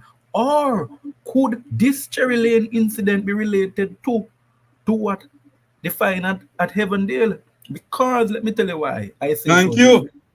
Let me tell you why I say so. There are overseas players involved in this. The information that we are gathering is that they're actually fighting amongst themselves for a business deal that went bad. Oh, you mean some people have the Vumbavi and the Vumbavi? Well, yes, the Vumbavi and the Vumbavi, but they have employed hitmen, hired men to do their job. So I'm saying The players that are overseas, you know, they're fighting over a business deal. Could this be the business deal? Because look here, me tell you, logic is logic. The rain can either be falling or not falling. Why after the death of Mr. Dean Shaw, we have had this death of these people in Cherry Lane? The man dead this Saturday. The man dead this Saturday. The people them dead the Sunday night, late. And then on Monday, the Prime Minister called an emergency national security meeting. And what he did, he came and addressed the nation. Then he come back yesterday and do the same thing. I tell you, you know, this man gonna address the nation before the weekend again. And you will never hear one single thing about the Havendale cocaine bust. You waiting for it now? Me? Uh-huh. For what? The press conference again? No, for information on the Havendale bus, because you would be singing your favorite Bob Marley. I don't wanna wait in vain for the love. But you know, Headboy, I want to let's continue with Fitzbailey video. Then we're gonna play some more video and comment on it and see if we can get some calls. Hold on there. Here we go. Lord, hold on a minute. Good afternoon, caller. Welcome to the program. You're live. Good afternoon, Cousin Jeffrey. Yes, sir. And Cousin Big Boy. Good afternoon. God bless you. Jeffrey. No, Headboy, not Big Boy. I go get beaten and they must say, Mommy, speak up, man. You're too low. All right, then. One in the liquor. And I get beaten. Yes. And like, Mommy, forget about that part there. I think you forget that one. When you try for the distract her, you know, make your mind go back to that, you know. Yes. So you think that's what they're doing to us? Notice every time, notice the pattern, man. Every time the thing there with the Prime Minister to clear how much money in there. Something come up. Mark Golin papers them. The maroon papers them. Just follow the pattern, man. Always follow the pattern. No, you're right. You're right. No, you're right, caller. Caller, you're absolutely right. These guys have a PhD in obfuscation. Yeah? They're good at remember them study PhD in poor damage. But listen me good now, my brother. You see, too, we are professional and we are look outside and look in for one. Them thing they can't hold with. Because I now come off the main thing, you know. Right. I never will, you know. Jeffrey, the other day I call you and I said, is Mr. Fitzbailey, when church are key, if you wait, make him the last one going to church and just sleep and going at the back bench. When church, before church over, him be the first one to slip out. Because under God eyesight, you can't hold two little man to accumulate something with a teeth backland or something. And Jeffrey, God knows, the cocaine will mash up people, turn people a zombie. You can't do nothing to, or you know what do nothing to. Jeffrey, if I'm me and you're a head boy, with the conscience that God gave us, two things. Either we just call it a day, and we go look on site work or something, and then if we can do what we want to do. Yeah.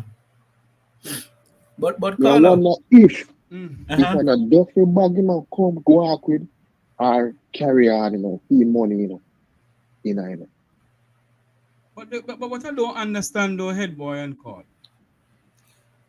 All the same, this is what happened. The American government watch you until they decide to come for you. You know what's going on in Jamaica? Under his administration, how many mass murder, mass shooting in Clarendon? Roughly 2 to 3 cocaine busts under the JLP administration. And you hear nothing about it. No arrest, nothing. What is going on in this country? Let me tell you what is going on, Jeffrey. The state, Jamaica has become, and I'll say with no apologies, and the United States government can be listening us now, right? Jamaica has become a narco-state. It is operating as... The President of the United States said it, you know. Huh? Joe Biden said it, you know. Yeah, and I'm telling you, they're operating under the same premise that, for example, I ask people, and I want people to go check, the investments in some of our hotels in Jamaica, where those funds coming from? Mexico. The investment in our airport, where the funds coming from? Mexico. Right? I want you to do your due diligence on who the funders are for a group, those two groups that have established some of the largest projects in Jamaica. Then you take yourself and you go down to Mexico City. Right? When you go to Mexico City, you go and head to a place named Sinaloa. Yeah? And that's where the funding is coming from for all of those projects. That is why ordinary Jamaicans have to go through this hell and powder to get a bank account open, because these players have been facilitating them nasty business. Yeah? And it has caused ordinary Jamaicans to be locked out of the banking system. Them no use banking, Jeffrey. Let me make this clear. They use crypto and then convert them to cash, to fiat currency, because you know crypto can pass to the US banks like that. So what they do, they send the money to Europe, convert it to crypto, and then back through the US banks in a normal cash fashion. But sometimes they don't go to the US; they go to offshore setups. Yes, so they go to BVI, they go to BVI, they go to Cayman, they go to Puerto Rico, they go down Dam Rep. Headboy. Okay. And cousin Jeffrey, listen very carefully. You see, from Portland to St. Thomas on the south coast. Yes. That is a highway. Somebody had called me, you know. Hold on there, call and Headboy. Somebody had called me after one day and said to me, why certain people in the parliament is fighting off a certain property in St. Thomas is because there is a canal there where a lot of ship can come in. You're talking the property out of Bowden Wharf. Do you know that property is related to a family member of mine that them have no lock up in jail, but are not saying anything more? That leave it there. Leave it there. I know about it. And the person said to me that a certain person in the high up of the Vumvavon and the Vumvavi of society in Jamaica is a part of certain things that I tell a person, listen, I don't want to hear nothing because my ears hurt me. Jeffrey, listen to me. The whole of the south side, drugs coming in there. And let me tell you something. Years ago, I was when we went back in Jamaica, and I see an article in the paper. You see two big arrows coming from in the south, Pint and Jamaica. And you see all the arrows and sprung all over. When them done with Jamaica, you know, there won't be a Jamaica for our children, Headboy and Caller. And I keep on saying this. What are we going to leave for our children? What sort of Jamaica are we going to leave for our children? Our forefathers fought for this country. And look what this country has become. And the next thing again, too, watch a pattern we are going. China come in with few drugs now, you know. And mash up Jamaica more, you know. You look and see what going on, man. Look and see what going on. But more Uncle Sam now, Europe, Canada, more than action over Jamaica, we watch every move on. True. And when they're ready to strike, then just scrape and just take a oof to take away and everything. True. Because all the drugs are go in a way, in a right, and Jamaica it come from, you know. Where you think Ian Fleming fits up? You know, see, they're not control over the wharf again. It come like the wharf in a 80 where the Vumba can control and mash up 80, you know. You know, see what I go on. And this man, they do any little thing to fight the power when they want to come out of power. Notice the whole of the leader them right now. They don't want to come out of our false, our sweet. They don't want to come out. And then they do anything to not come out. Rocky said, money in rich is like salt water, more you drink, you go thirst. And you see what is going on? They have sold the country out. They sell out Air Jamaica. They sell out our backside company. The two political parties to be blamed for the downfall of Jamaica. Exactly. But this one worse than the other one. No, Jeffrey, you don't know English. You don't know English language at school. Wasara. This one is Wasara. The man are blind in front of you. In a business, not nobody. When you look on this man, you see all of the bad leaders, them, you know.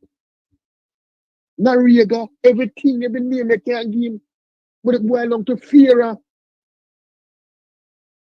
You know, see everything the man do a wrong move in him. Everything a wrong move in him. My God. Jeffrey, I'm going to go up and make somebody call her so. Yeah, man. But Jeffrey, you slip up to you because I now you're the cabra after you know. Oh Lord. Let me play it now for you. God bless. Headboy, God bless you, brother. Yeah, man. Thanks much. The numbers to call into the program, it's also a WhatsApp number. It's 954-529-8030. Headboy, the separator. Oh, see me here. I need to tell you something. Yes. I never see this in my life. What happened? Right? I was literally kicked out of my login a while ago for my network. I know you're alone. They've been playing around with my system from day to day, you know. No, I'm telling you, the Israelis, let me say this with no water in my mouth. Yeah? In 2018, leeching was taken to Israel with Prime Minister and Chang. I never think Chango. But they took Arbin with them. Right? Do you know they have never come to report to the country what they discussed in Israel? Not a single thing. But do you know their deployment of a software called Pegasus software, which Israelis can sit in Israel, yeah, and listen to you over Lebanon, yeah. Not only that, do you know there are some, we don't know why this government is being chummy with the Chinese. Do you know that the Chinese have the best monitoring in the world?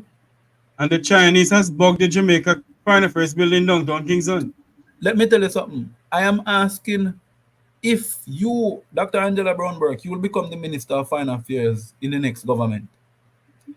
I am asking you, as somebody who understands world affairs and world governance, do not go into that ministry office. Move your office from there. Find the old Jamintel building downtown and set you up as your office. I know what I'm saying. I remember GLP MPs that I'm close to, at least two of them, would tell me, I will never make a call on my phone. Me see the man with an old-time phone. Me say, what are you doing with that? He say, let me tell you, you go and play it for your life. Them a listen. But when you have a government, you know, Headboy, who allow an ex-government to eavesdrop on its own citizens, something wrong, you know? No, they're not allowing them to eavesdrop just so, Jeffrey. They're not. They can't do it themselves. So they find an outside player, because if the courts catch them doing it, yeah, it would be hell and powderhouse. So what they do is they use the Chinese to do it. Yep. Remember, you know, just in the United States, you know, and Canada, you know, the Chinese were capturing citizens meaning capturing them and sending them back to China, you know. To go face trial, you know. Canadian citizens and US citizens, you know. Yeah, I heard about it. Right now, Jeffrey, and I, before I come off this point about the Chinese, because I see something this morning that vex me. They're doing a development at Roaring River. Right? It's in Westmoreland. No. What is the name? Laughing Lands in River? St. Anne. Oh. Yeah? Land. Yeah, you know there's a Roaring River in St. Anne too. Oh yes, I was told about that. That's true. Right. So they're doing a development of, but the whole land is called Laugh Lands or something like. You see when you come down from where the where Duns River is. So after you pass Duns River to head. I know about there. Sorry. You're heading back to St. Anne's, right? Do you know what they have done? These are mangrove land. These are where the aquifer, the water will come through St. Anne there, you know. The man them go over there go build up housing development. In a swampland? Pan the aquifer.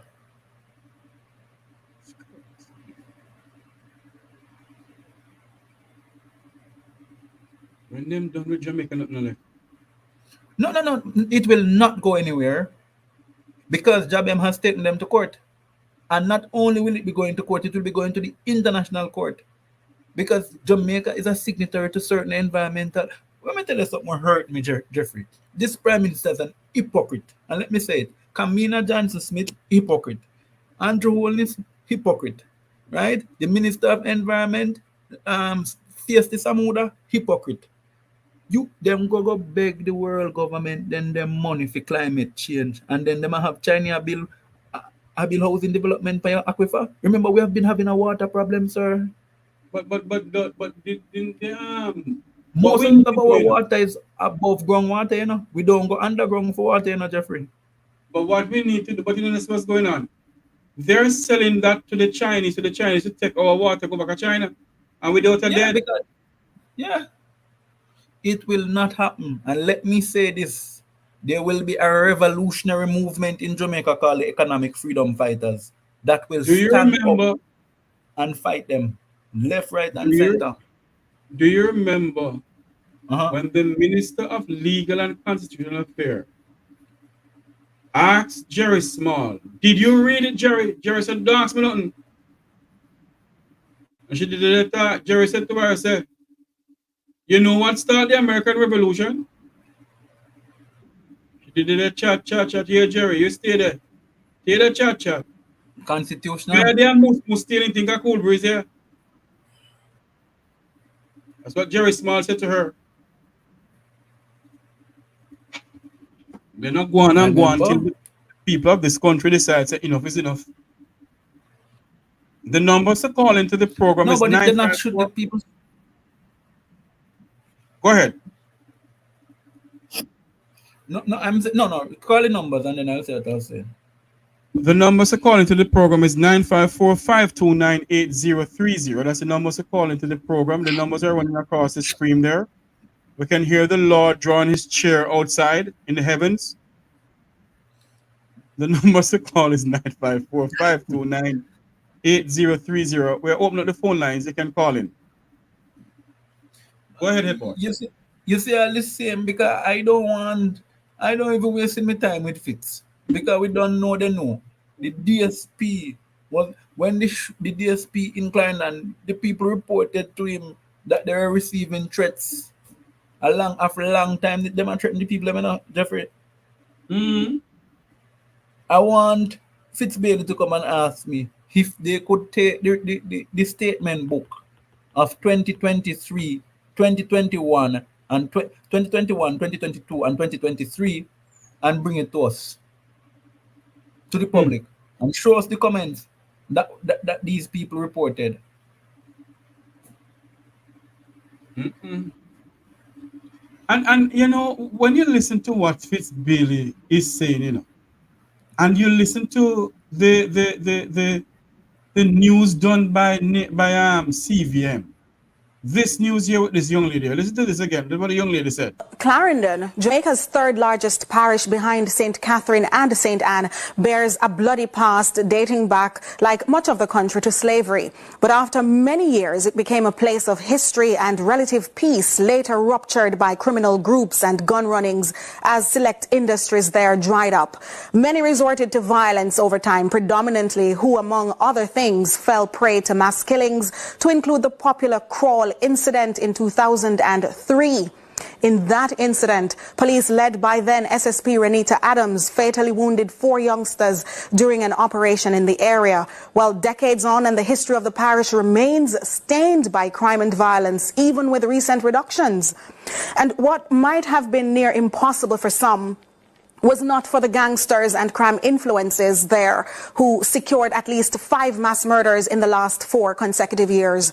By mass murders, we mean the international definition of the killing of 3 or more people, and that is not legally justified or excusable in a single incident at a single location.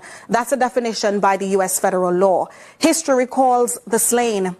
You'll see on screen Havana Heights, September 2021.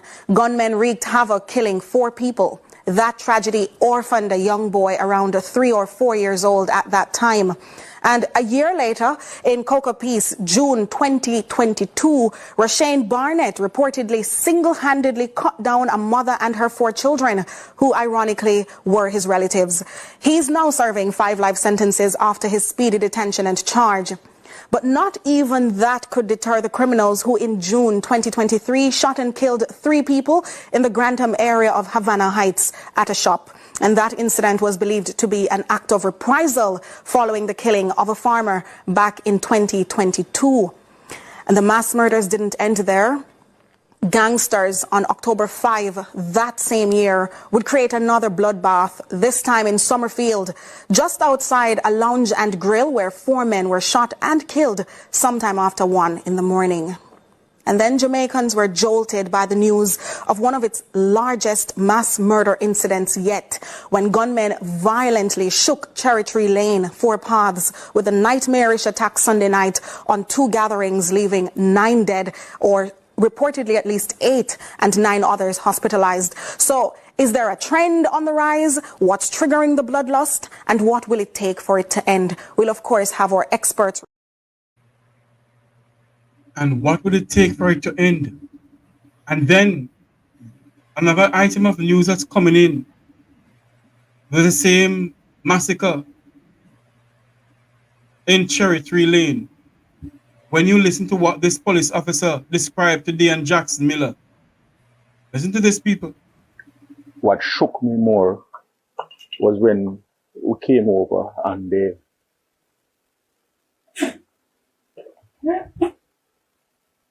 they brought me to this, the red car here, and this is where the body of the 8-year-old was.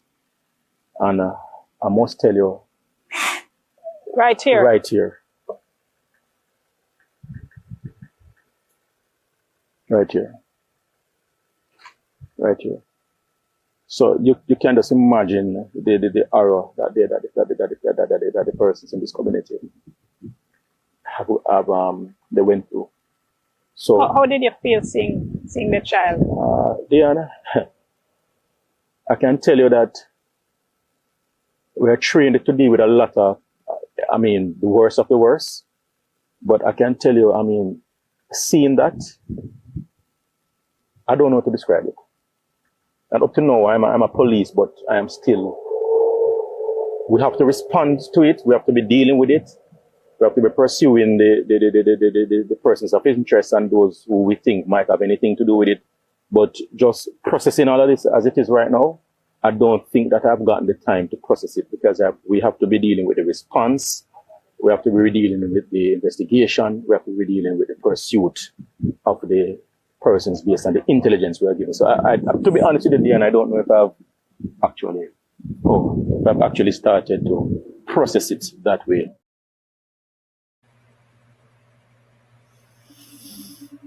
And then we're going to comment in Headboy, but listen to this. And then this, hold on there, we're going to back up to this one first. Then we go down to the mother who was weeping for her child.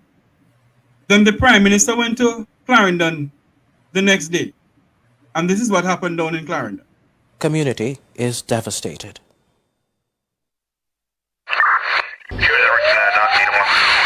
I was over there, standing in the middle, and then I heard gunshots. And one of my friends fell. I'm in Cherry Tree Lane, Clarendon, where yesterday the streets became bloodstained.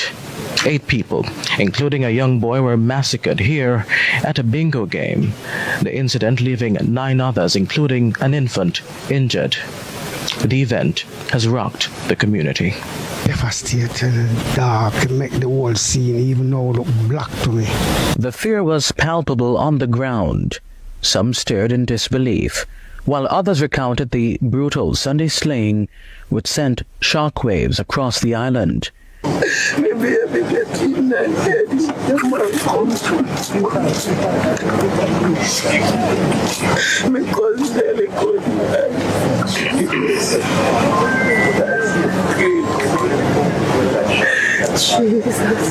CVM TV News interviewed several survivors of the bingo carnage, but we were advised by security forces to withhold identities as investigations persist. You're about to hear from another at the heart of the controversy. It was my baby father's birthday, and we just decided to cook some food, and family and friends get together, and we just eat and enjoy ourselves. My mother, you know, she lose her belly pain. Her husband dead in her hand. One woman lost her cousin, husband, and daughter. Another man lost his uncle, cousin, sister, and nephew. He was too dumbfounded to offer anything beyond tears.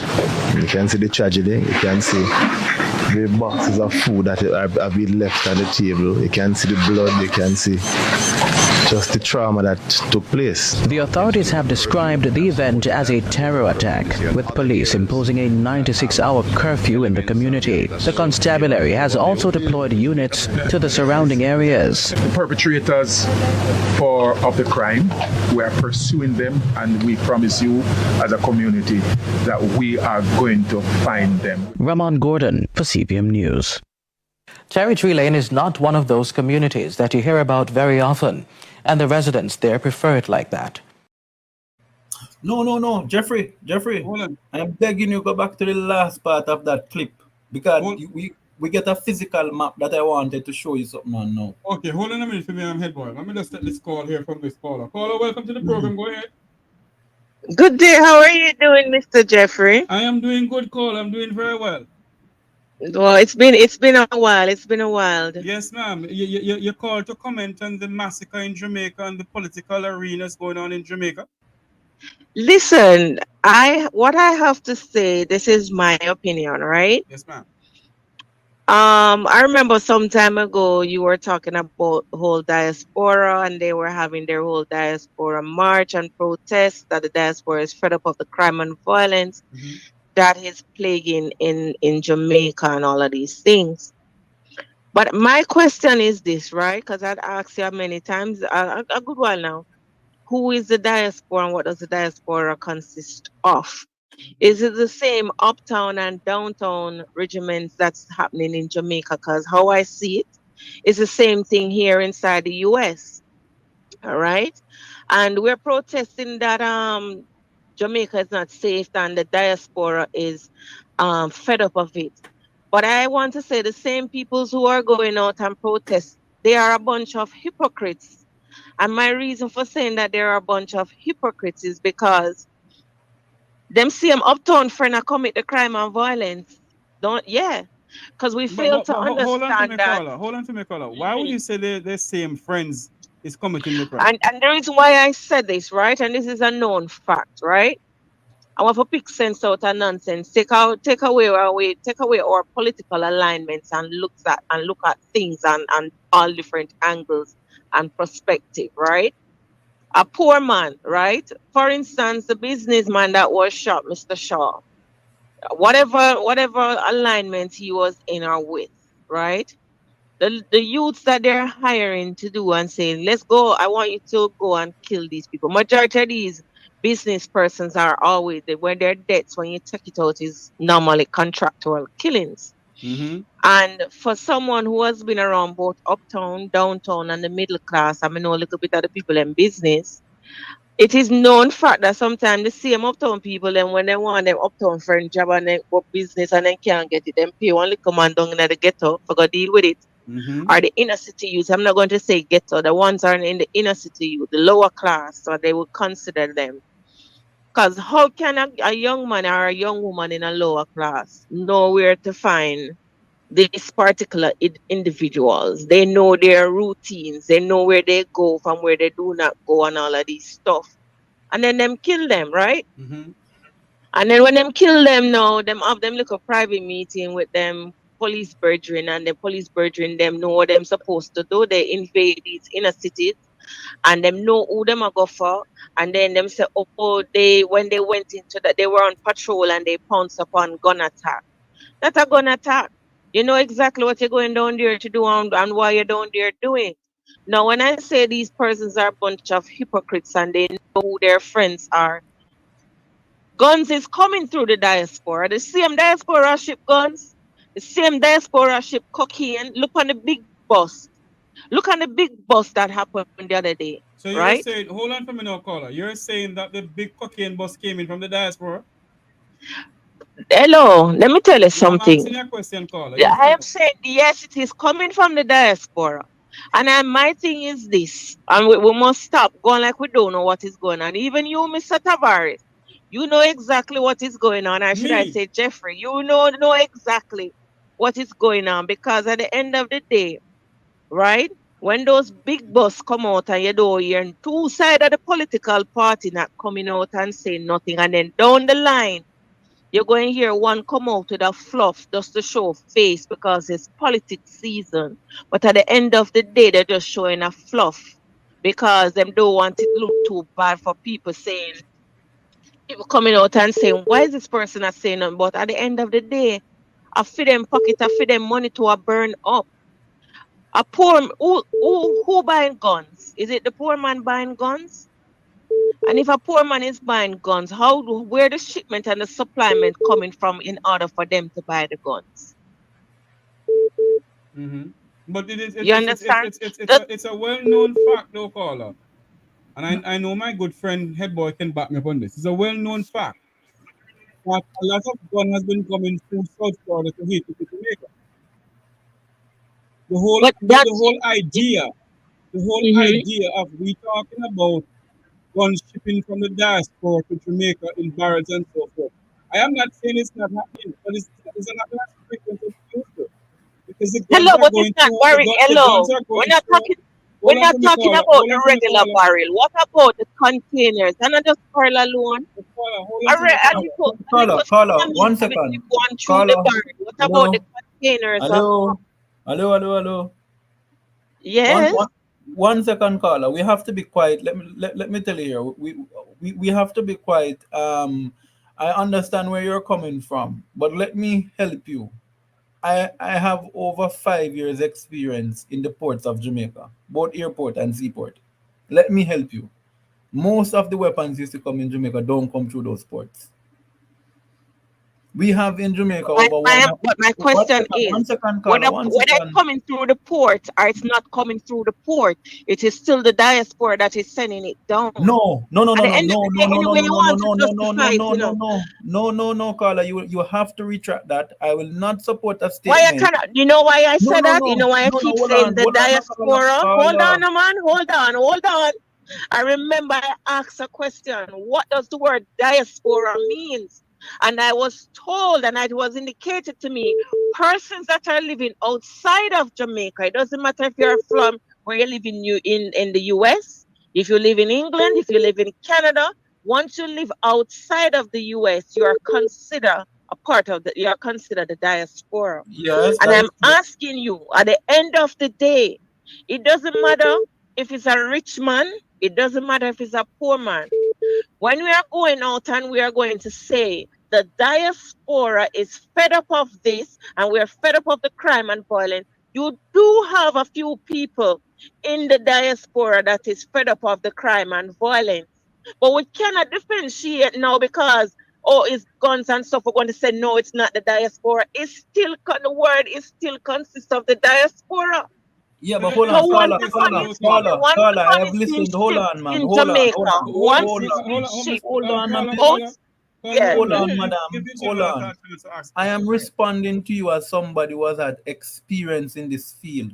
I am saying to you, I am agreeing with you, yes, that the diaspora is anywhere. Diaspora can be in Barbados, diaspora can be in China, that anywhere. I agree with you with that. But what I'm saying to you, and what I'm allowing you to understand, that there is 173 unmanned ports in Jamaica, right? Our security information tells us that in when they came with Operation Kingfish, it was brought to stem the flow of guns from Haiti. It has never stopped. A matter of fact, it was no longer a gun for drugs trade. Let me tell you something, madam. It was no longer a gun for drugs trade in Haiti because America dumps their guns in Haiti, if you want me to say that. Yeah. What happened? The Asians were exchanging as low as a pig for gun in Clarendon, because Rocky Point, Clarendon is very close to Haiti, if some people don't know. Yeah?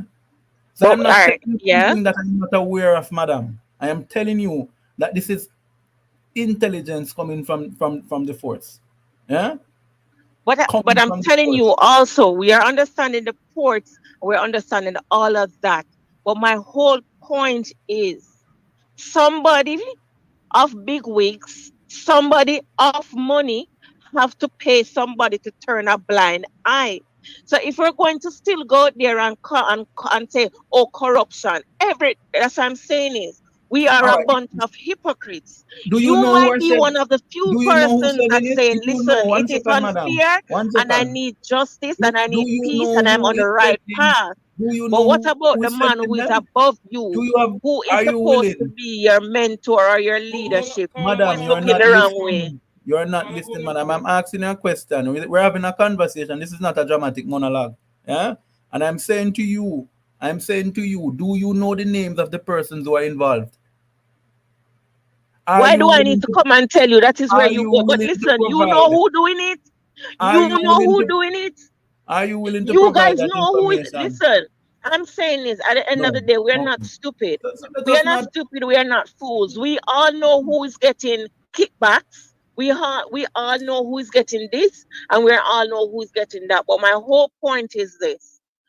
All of us as human beings on this earth, we are all a bunch of hypocrites. And that is my point.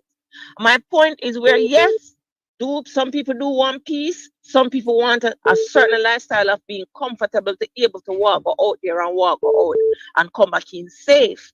But at the end of the day, we all know that people within the ports, people within the security system know what is going on, turn a blind eye.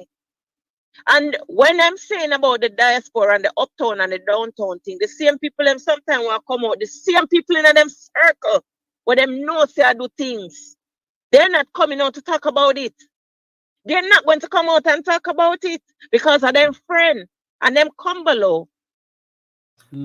And them money train. That's what I'm talking about. That is my whole point of this thing. 1 second, caller. 1 second. We have to give somebody else a chance. All right? But I heard your views. Your views have been expressed. We're not in disagreement with your views. We're not in disagreement with your views.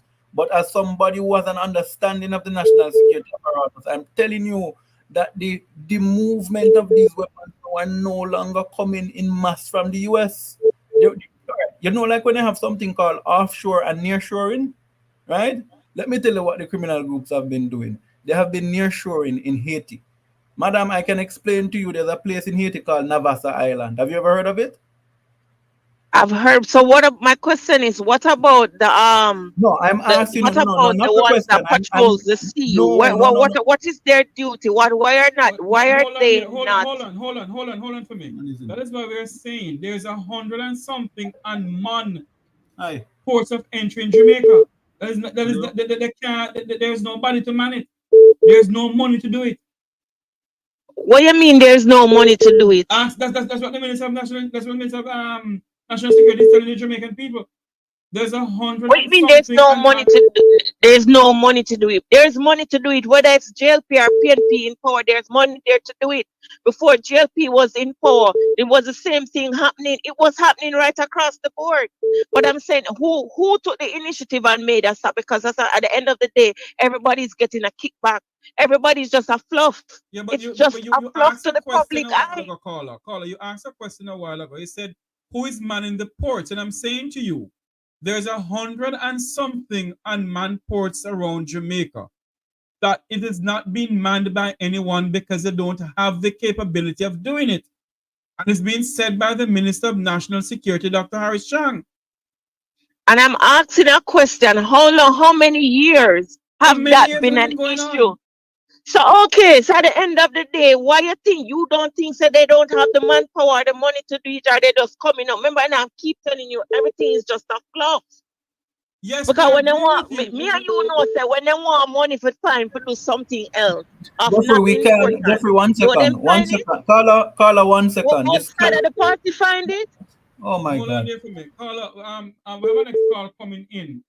We'll take this call now. But what I'm saying to you before you go, take this narrative out of your head by saying it's people from the diaspora sending guns to Jamaica. It is coming. Then what? Hold on for me, caller. Yeah. Hold on. If you do your research, majority of the guns going into Jamaica is going through Haiti, not from members of the diaspora. So how are they getting to Haiti? Who's shipping them to? Oh, you mean you don't know? None of the same people No. You cannot blame Jamaican citizens by saying that they are selling guns to Haiti to Jamaica. You cannot do that. How you know that? You cannot do that. How you know that? What is going on? How you know that? What is going on in Haiti? Alright, so you're telling me that. Madam, I nominate. Let me tell you something. There's 20. There's 25. Hold on, Jeffrey. No. Hold on, miss. This cannot be a monologue. This cannot be a monologue. Hold on. Okay, talk. Go ahead.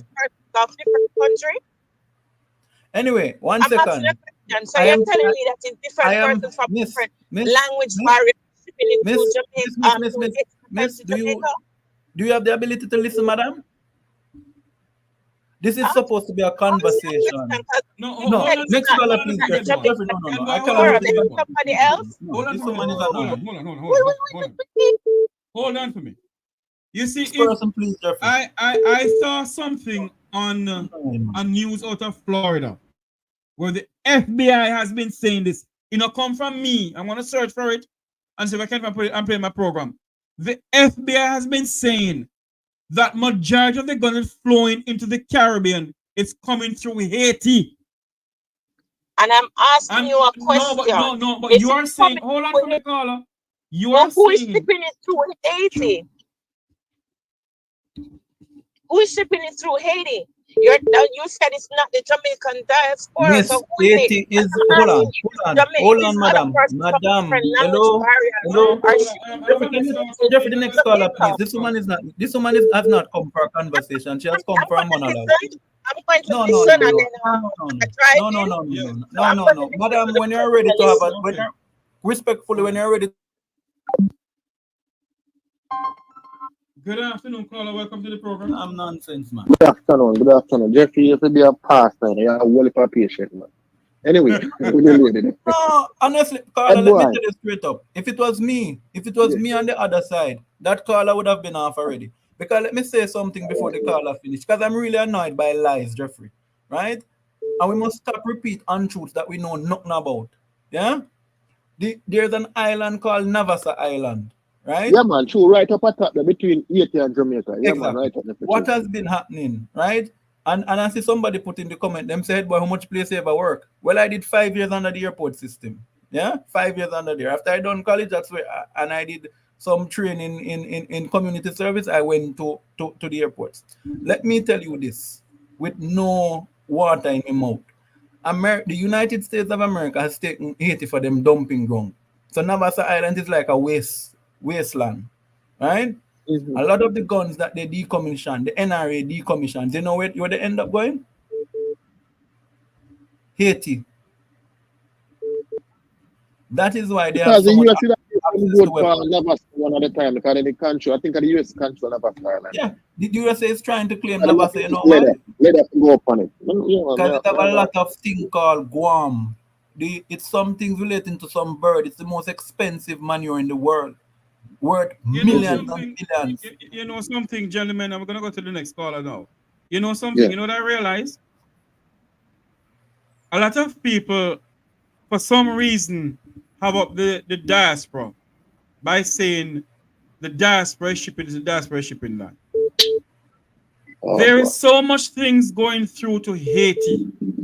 And what a lot of people don't do, they do not do a research to know that the Haitians are trading guns from Haiti for food in Jamaica. Hold on a little bit. Remember saying that the bunker van, the bunker in Haiti, they have a port will open up where the government can't do nothing about. Remember, you know, because our uncle Finzi did come make we know all that, you know.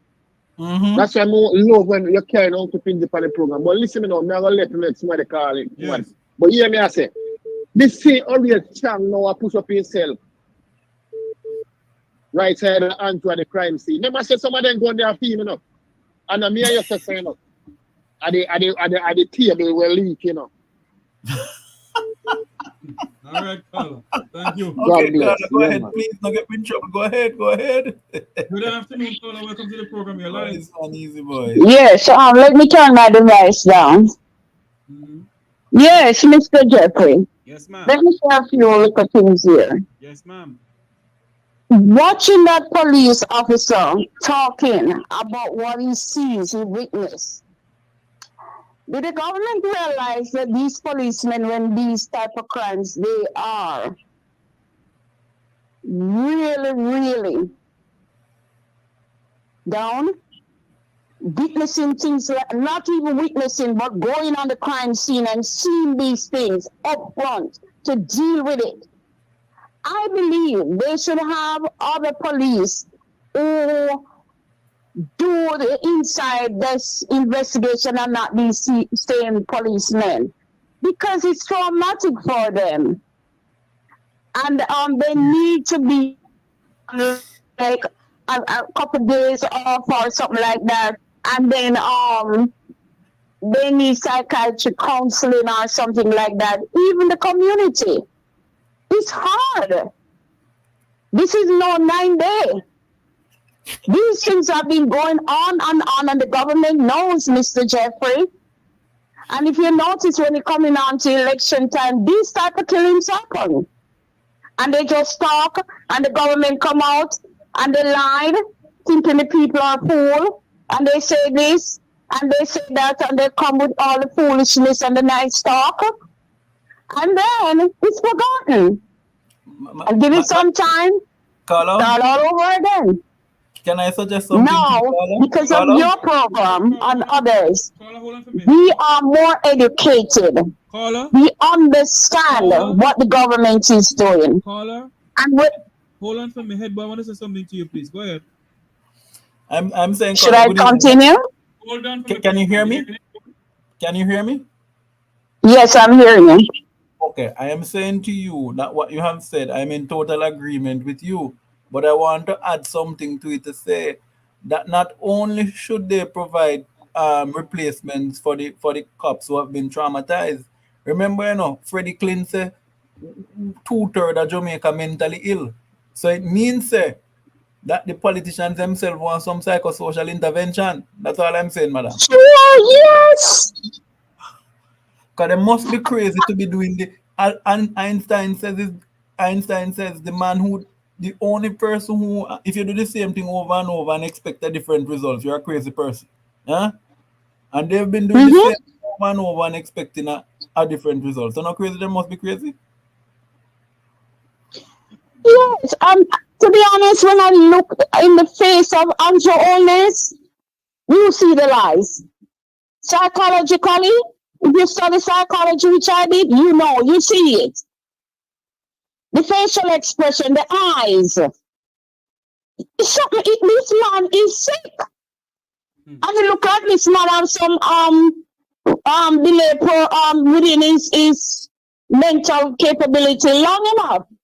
And it's there until, he become an adult, because most people, we have problems, but in Jamaica it's not detected like in the US.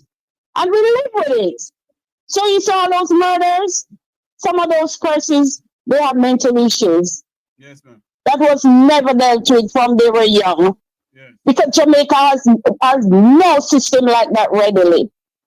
This is a problem that needs to be addressed in Jamaica with all these things in the schools with these children. Some of them witness these type of murders. They lost their parents, family members, people in their community. What the hell is Andrew Holness doing not to step down? Enough is enough. He must go. So, should have resigned long time. Because less than this has happened in the PNP. And they come out, they must go, they must go, they must go. Don't forget what he did to Azon. And that was far nothing compared to what's going on now. And this man beings there, all of them going around like they want to take people for fun. Idiots! And them are the fool. We don't fool no more. It hurt me, To say people are innocent, have done nothing, just having a good time, being slaughtered like this. And this man coming with a nice face, Andrew Holness, this is what I'm saying. blood is on your shoulder. This is what I'm saying to you also, caller. That Jamaica don't manufacture the M16 rifle. No. There is 120-something unmanned ports. Am I correct, Headboy? Around the ports of Jamaica. Around the island of Jamaica. 123 man and in total 173. Yeah. There you go. Unmanned, that is unmanned. Unmanned 123, in total 173. Yeah. That is unmanned. Yes. And that has been going on for donkey years. The PNP hasn't, since they couldn't solve that problem. The JLP is the same thing. So when the PM come out and say he's gonna have a war on gangs in Jamaica, the fact of the matter is, Prime Minister, you need to figure out a way to stop the flow of guns coming in from other territories, mainly Haiti. Andrew, I am not saying that guns not coming in barrel and containers, because Jamaica has a wharf that is not being owned by the Jamaican government. It is owned by the Chinese. And we do not know what they're doing with the containers coming in. So we can't blame our fellow Jamaicans in the diaspora alone. And Jeffrey, please remind your listeners that the Chinese right now are the biggest traffickers of methane, right? The other thing that the Mexicans do now that is causing the opioid crisis in the US. And these are the people who own our port. May God have mercy on us. Most of the guns, I'm not saying guns does not come through the port, but not the majority. If you can have planes coming in and landing, trucks coming out, the same way they're gonna come out. And they're not doing anything about it. Our ports are not manned properly. Our airstrips are not manned properly. Andrew knows this. And he has put nothing in place. That man is an... Andrew always said, better listen to me and come up here for me. You are a criminal. And you must... These things that is happening in the country, causing the lives of innocent people, you must be held accountable. You can do better. You can do more. If you say you are patriotic to your country so as to go run for Prime Minister, what are you doing, sir? You don't say you're Seventh-day Adventist. You don't say you say God. So what did God do now, you, sir? And everybody who said God got to the kingdom of heaven, ma'am. Andrew Holness, no, you have to be accountable. You want Chang and the rest. Man, the court, you sell we out to the Chinese. They not do anything with we. You can't, yeah, sir, you know, say, Why you don't care and do anything? Because you're a part of the system. Come up here for me, Andrew. Just one comment, madam. You are part of the system, sir. Okay, ma'am. Better can be done to protect our citizens there. Yes, ma'am. Hello? It's not right. Hello? Hello? Yes, Mr. Jeffrey, me angry. Hold on there for me. You must listen to me also, ma'am. Yes, but please, all I'm saying, are you hearing me? Yes, sir. All I'm saying to you, my friend, if you check the history, the last time Jamaica was labeled a narco-state was in 1980s. Yeah? Do you know? Yeah.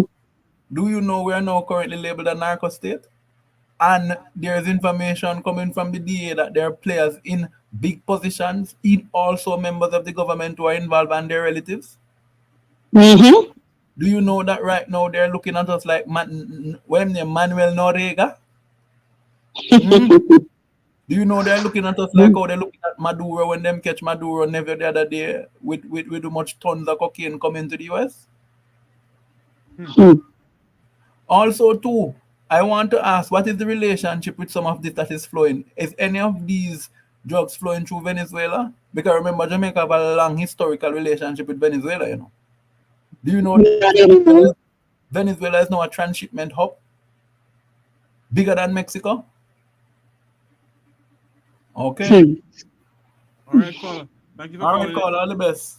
First now. Wait. Let me say this.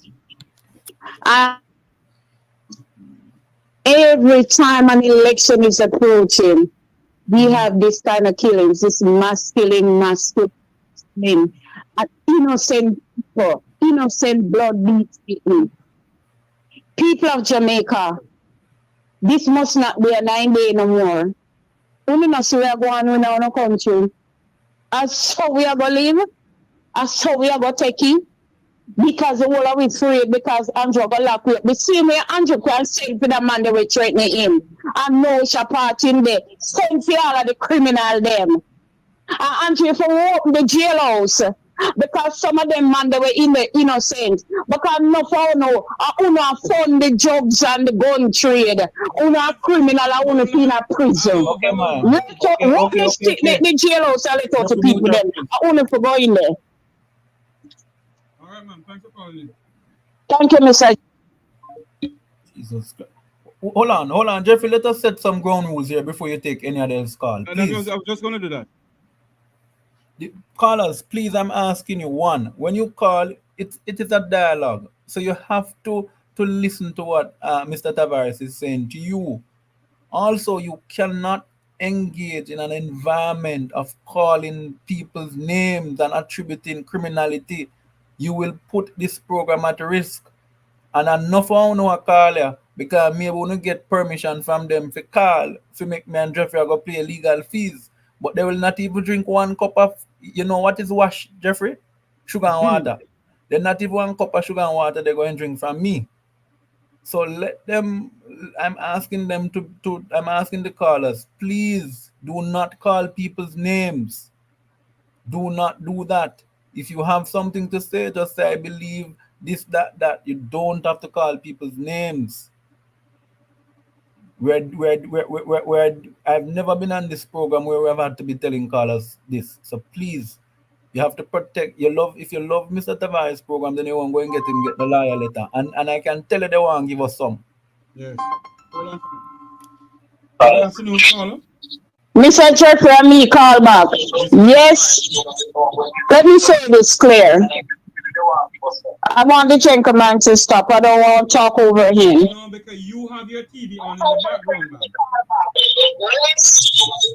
Let me say this clear. Can I speak? Let me turn it down. Can I speak? Yes, ma'am. Go ahead. Sir. Nobody asked me to call. I'm very authentic. No, hold on. If you're gonna call back and say that, I don't want that. What I'm saying, we do not want anyone to call on the program and to be calling people's name. Nobody's gonna sue me. That's all we're saying. Do not call. I'm happy for when you call. I accept your call and treat you with respect. Then treat me back with respect. When you call the program, please do not call people's name. There's a thing that called cyber law, and they can sue us for definition of character.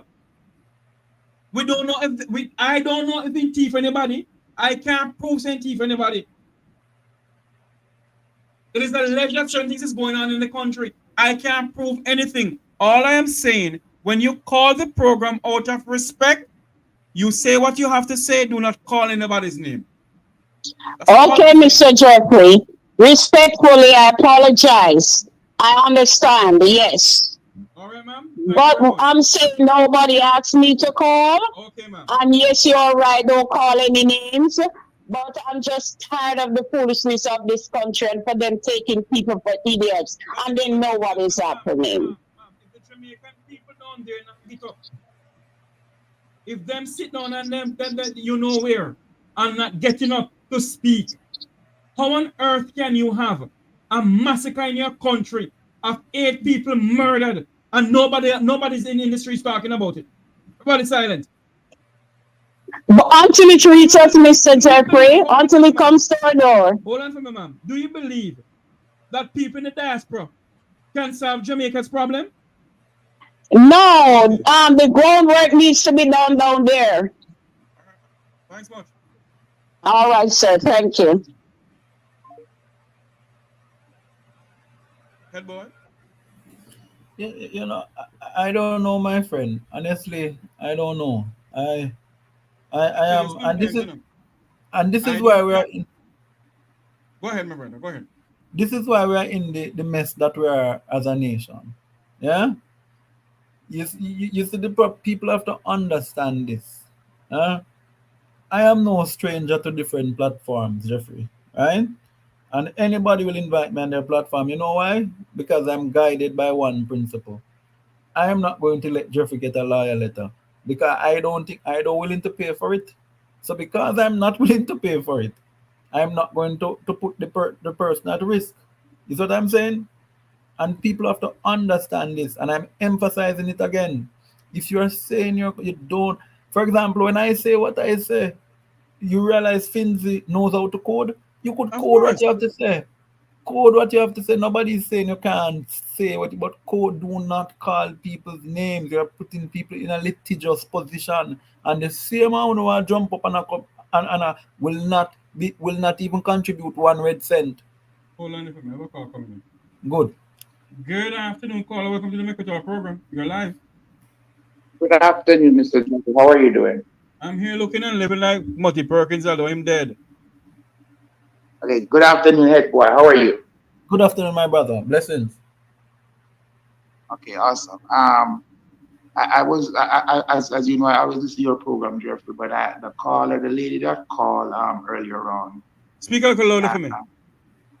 The lady that called earlier on, I was listening to what she's saying about the diaspora. She made me laugh because she reminded me about Andrew. She was dying to get on the program to show that she's the boss. And she's the only educated person in the world, and she's the only one that knows. But to play her game... I don't really think so, no. I think she does have a passion for something. No, sir. No, that's not. You don't have a passion. Because, first of all, let's play her game. She's one of the diaspora that's 10 gun Jamaica. Because she's a diaspora. Is that the game she's playing? So, okay. Since the diaspora is the one selling the gun, she's one of the diaspora who is selling the gun. And especially the fact that she's from Kingston area and she's associated with all those bad men there and she's used to gun. Because she know what gun can do. So let's play the game she's playing. Isn't that stupid? That's not ridiculous and stupid to assume that. But nevertheless, that's not important. But we give God thanks for your program and for Headboy, who is clear-minded. And people who is not politically affiliated, but people who love Jamaica, and every word that come out of their mouth is for the veterans of Jamaica, and they just want Jamaican problem to solve. Not for a person who's creating chaos upon chaos. Because the fact of the matter is that we all know about Haiti. We grew up in the system. We know what Haiti is about and gone. And but the fact that we are... It's not me who said it, you know. I'm no. I know it's that. I listen to your program, Jeffrey, from start to finish. But Headboy wanted to hang up the phone, but he could not reach it. I see him pushing his hand through the internet to hang up the phone and her, but he could not reach it. So man, let me tell you, I would with pleasure. And let me tell you why I'm saying with pleasure. When you come to a conversation, I'm a very respectful gentleman. Nobody has ever heard me disrespect people or talk hard to them. But a conversation has to be a two-way street, brethren. This lady came to have a monologue, and I don't know how Jeffrey persisted and allowed her to continue, because this lady is misinformed. Exactly. And the problem is that people fail to know what the conversation, because guess what? Same like the Andrew Holness, he come with these ideologies where he don't get it. He have no experience of all these ideologies, that are all the things he have in his head. And he think that the 2.8 million Jamaican is thinking the same way and want the same stupidity and think the same exact way and don't know sense or that don't know sense from nonsense and don't know cow different from goat. He's not a farmer. He don't know what a goat is. Anything with 2 foot, he call it goat. But what about the 2.8 million Jamaican who is farmer, who have grown up with goat, know what every type of animal is? He don't know difference between two animals. So he will call anything goat, and he will die for anything being called goat. But the fact is that it's Jamaica is a problem in every aspect. All we need to do is to solve the problem. The affiliation with politics is why Jamaican problem cannot be solved. And I said to Jeffrey, why is it Jamaican is not calling in and letting their voice be heard? We're overseas. We can't make the difference that a Jamaican should make in Jamaica. Our voice is not as strong as their voice. The person's experience is full hand. Can you hear me? Right? Yeah, I'm hearing you. Right. I am suggesting to you, and you are right, it is this political diatribe, yeah, that I am PNP, you are JLP, and because you are whatever P, you can't put the difference aside and look for the greater good of the country, right? Let me tell you, I am an unapologetic socialist, manly supporter till I die, a lover of Portia Simpson Miller, a supporter of Mark Golin.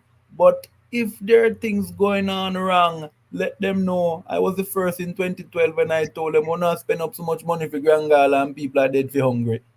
Me oppose Grangala. Even though I was a supporter of the parties, I'm saying people need to, you can't be supporting something and cannot say if something is wrong. Then it means that you're in a cult, man. Might as well go down a Jim Jones. Let me tell you where I start from. You know where I start my balance from? My parents. Exactly. I start my balance from my parents to know that I should not be biased. I tell my parents the truth no matter what. In every circumstance. So there is no one that I'm afraid to tell the truth. And we know the truth. Because if you have a person who is thief, how come you telling me, sir, we should not steal home and anybody steal home, we need to lock them up, or we need to beat, or we need to hang them? You can't. You don't know what it is to discipline a thief, so don't tell us how to discipline a thief. It's simple. You don't care, so don't tell us how to care. Because the action is what we watch. It don't matter what you say to me, it's not important. It's what you do is important to me. So yes, you come and say, oh, we know who commit the crime. Oh, we know who do this and do that. And then you come, oh, we give you $25 million to. I will pay Jamaican $25 million not to have anything to do with Andrew Holness. Because you're going to pay 25, you know who commit the crime, you know who do all these things because you take me for fool, and then you're going to say, oh, I'm giving reward for the person who can provide information. What? Which one should we believe? Which one should we work with? And at the same time, we are rewarding you how much $1 million just to keep a cabinet clean. And you the cabinet full of mess. But about $1 million that we're rewarding every year. And you want to come now. As we send information to you, it go out to the public. I was in the police force. Right? And there, if I try to do wrong, everybody want to kill me. You cannot do right in the police force in Jamaica. I don't care what nobody want to say. And the only person who do right in the police force in Jamaica is the person who is in it and come out. As long as you are in that police force, Look what they do to the brother who express his feelings with it. Look what they did to him. Jamaica is a mess. Radicals, you know what you have to do? You have to take out everybody and just start fresh. You got all the banana and planting is infected with water. I hear it's erratic and I mean, Mr. Jeffrey. I am on this program here, and I will not enter political representation. Remember making it clear. Exactly. Exactly. We just need to root out all the planting and the banana, get the boar out and get some fresh thing plant. And Jamaica people have to lobby for that. Let me make this. You know what? I have a charity in Jamaica and I support a lot of people in Jamaica. People implant everything. And I decided not until 2000 and the end of 2015 before I assist anybody. Because I want to see if these people is really going to voting back Labour right. So I'm going to stay one side. They will. And see. After the election, I will decide my mind if I want to continue pursuing and helping and assisting people in Jamaica. Because you have to take some action for people to react. Because it seems like you're just talking and then sending to them. It just go through one and come back to the other. No, because they forget about the hard job and the hardship. It's not that, sir. Majority of us Jamaicans who live a far end. We go back to Jamaica, go class with Hennessy and rent a car, max out with credit card. And met them down there who never travel yet believe say foreign is a better rose. And I know how much work Jamaica have to do to make ends meet to pay your bill because they don't realize in America is you live to pay bills upon bills. Is it? Yeah, so they believe I'm not going to stay too long on the program, Jeffrey, because I know a lot of people want to call in, especially if Jamaicans want to call in. Give them a chance to explain themselves. Lobby for Jamaican to call. People in Jamaica, please call. It's also what you can do business. Yes. Call and express yourself. Stop letting people overseas fighting for you. You have to fight for yourself. You have to get up and fight for yourself now.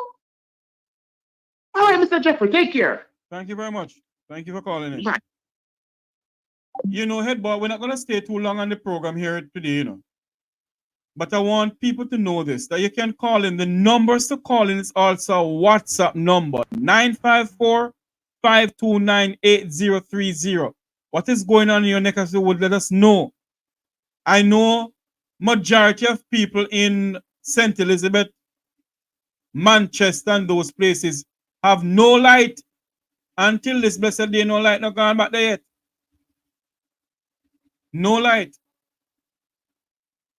The number to call in is 954-529-8030. For those who are calling outside of, or for those who are calling from Jamaica, it is also a WhatsApp number, 954-529-8030. I want everybody to know something here. It's the majority of us in this country.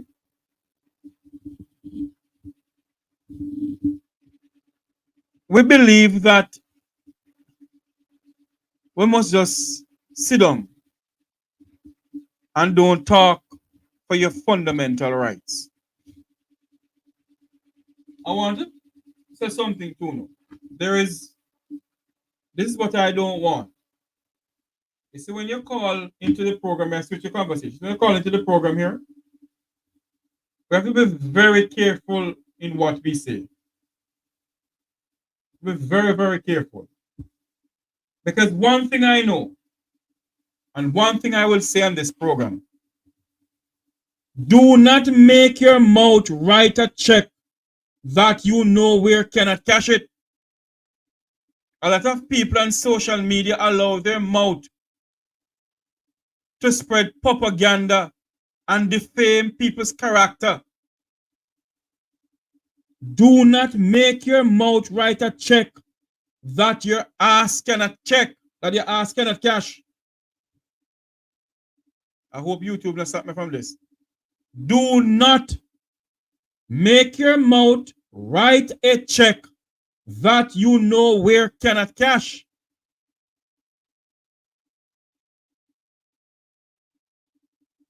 Be careful of what you spread about other people. That is not true. That's all I'm going to say. Headboy, think Headboy is on a call. The number to call in is 954-529-8030 if you wish to call in. If not, we're going to end the program. 954-529-8030. That's the number to call into the program. Do not let your mouth write a check that you know where cannot cash. Do not let your mouth write a check that you know where cannot cash. All right.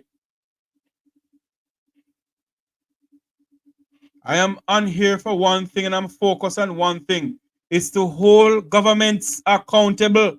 Whether it be the PNP, the JLP, the UIC, or no C. I am on this platform here to hold government accountable. I'm not here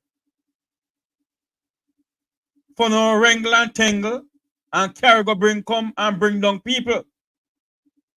Do not let your mouth write a check that you know where cannot cash. Right.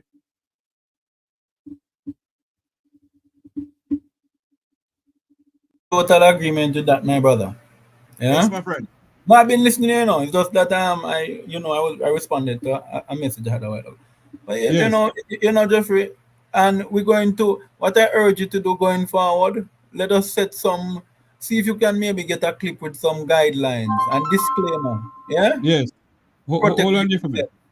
Yeah, hold on. Good afternoon. Welcome to the call. Welcome to the program, caller. You're live. Good afternoon, Jeffrey. Good afternoon. How you doing? Long time I hear from you, man. Yes, sir. How are you? I am here looking and living like the great Wilmot Mutty Perkins, but Mutty dead.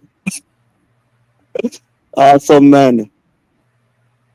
In my opinion, though, yes,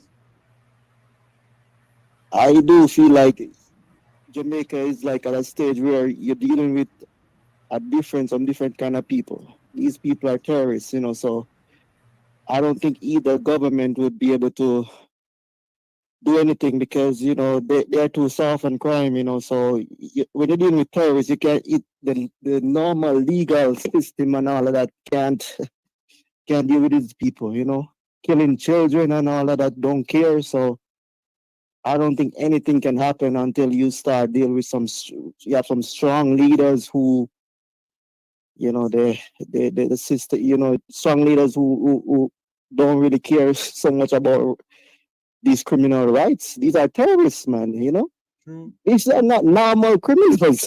These are terrorists. So it's going to be, I don't think nothing can change until you deal with people who are terrorists. They are terrorists, Yes. In my opinion, sir, so you have to pray that we get some strong leaders. Indeed. All right, my friend. Thanks much. All right, sir. Bye-bye. We're going to close the program now, but we're going to play something before I go. And this is what I firmly believe in, that this should happen in Jamaica. A lot of people say, Jeffrey, no. Hold on, listen to this. Hanging, the statistics show, is fit for purpose for Jamaica. It might not work elsewhere, but this 50-year study has clearly shown that hanging keeps murders low in Jamaica. As a matter of fact, Madam Speaker, we should build 4 more gallows.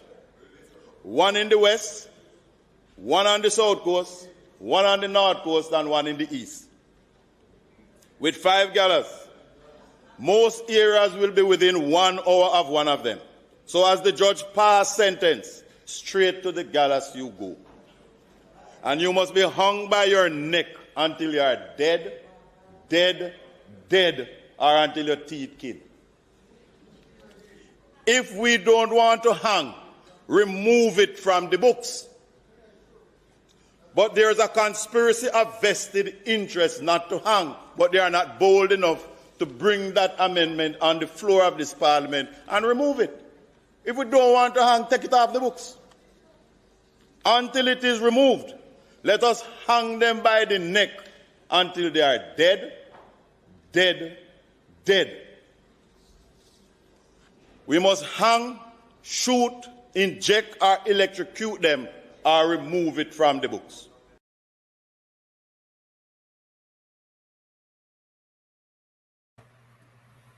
As we close this program this afternoon, that is my take on the criminality going on in our country. You can't allow people to commit such a massacre and go and yam taxpayers' money for the rest of their life. Headboy, you're 2 minutes of wrapping up. Let me say, this is, you know, we're good friends, but it don't mean we're always going to see eye to eye. But it don't change the friendship. Nope. The truth be told, I am never and will never support hanging, because in light of a lot of people being falsely arrested and falsely accused in Jamaica, one has to be very careful how you go. Yeah. So I am saying, for me, and secondly, why my good friend Bobby Montague has heard and quite frankly is just chatting a pure load of hot heat. Because let me tell you why.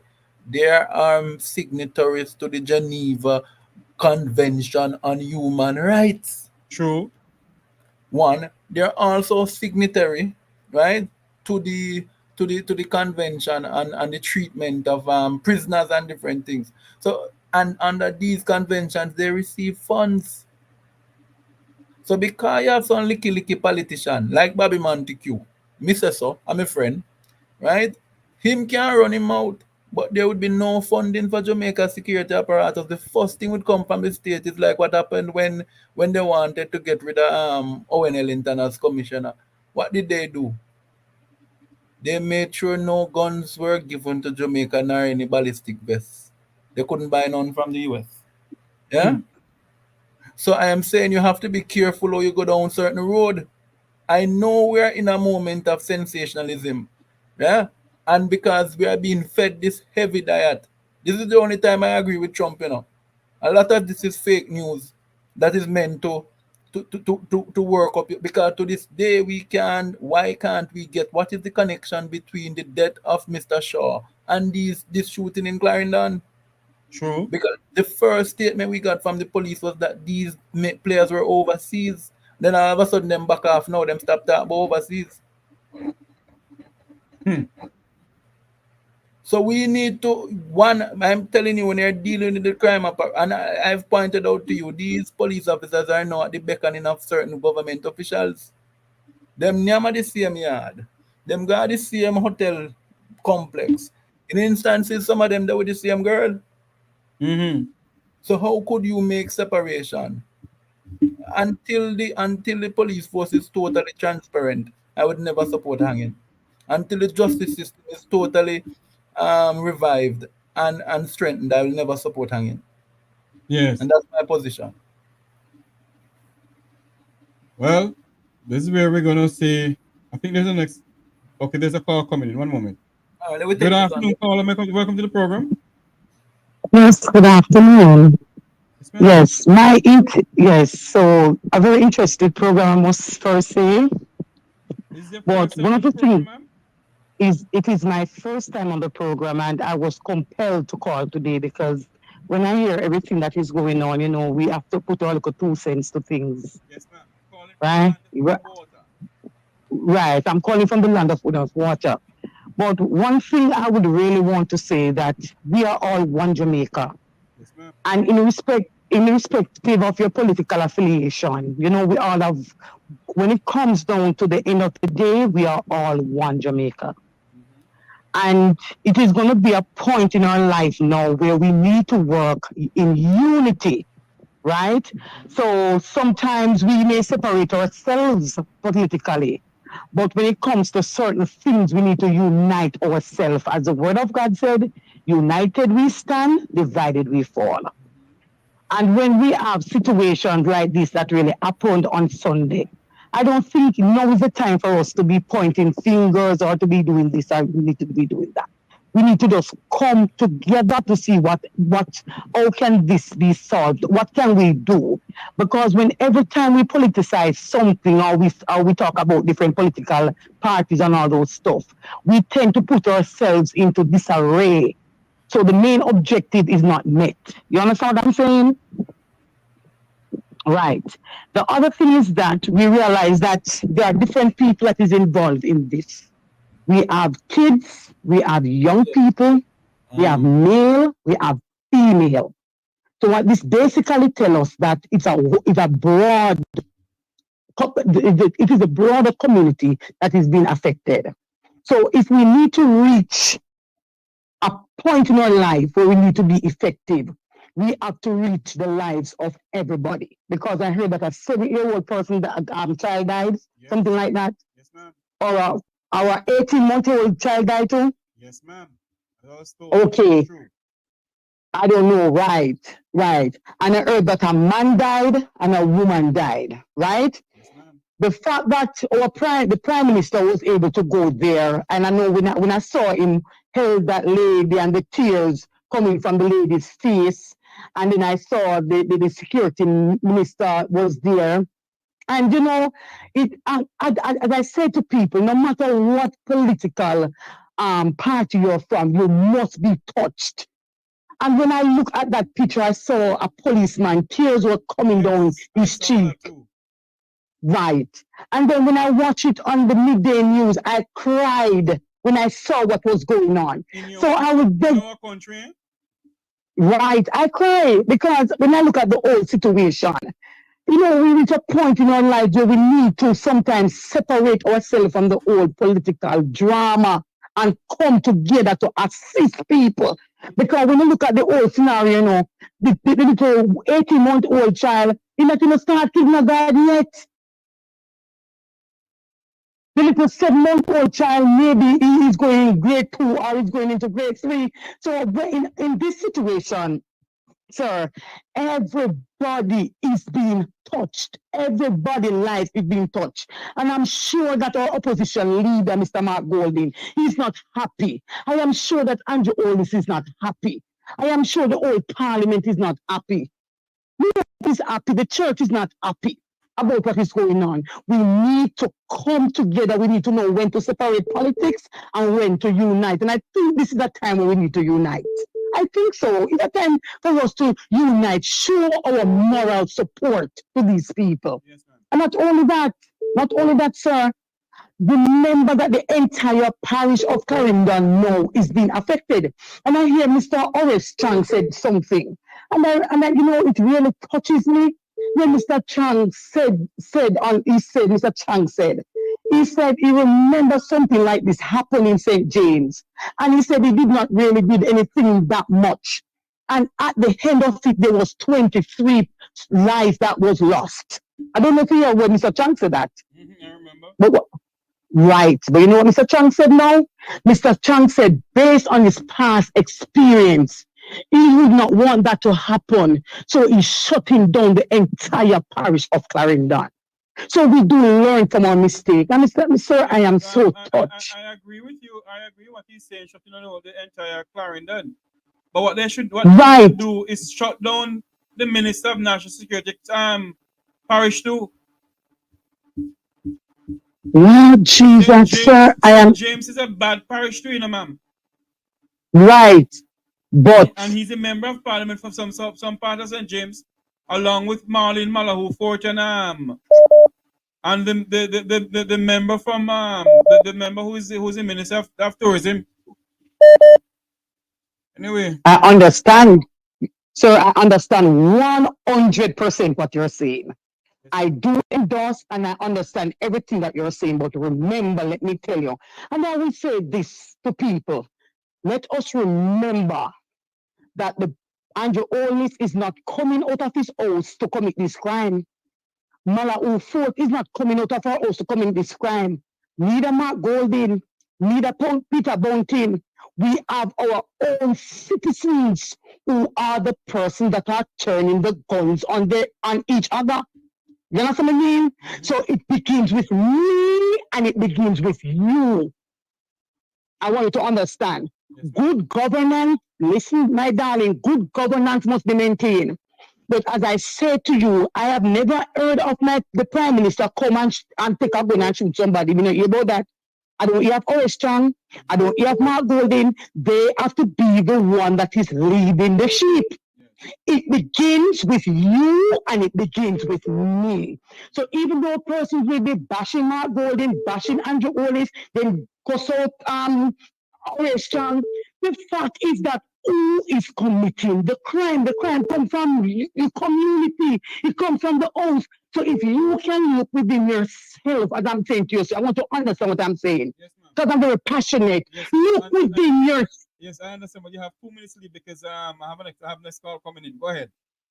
Yes, sir. So and this is where the people of Jamaica getting it wrong. We keep blaming the government and the opposition leader, but they are not the one that is firing the triggers. They are not the one that is taking the knife and stab. It begins with you and me. So you and I need to look within ourselves and let this. We need to look within ourselves. Okay, it starts from the home and the community. So we need to do better, sir. Thank you very much for calling in.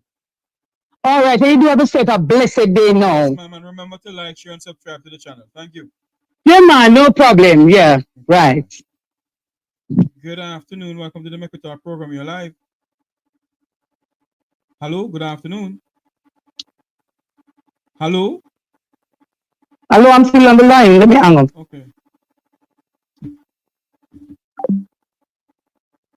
Okay, for those who are calling, you can call back.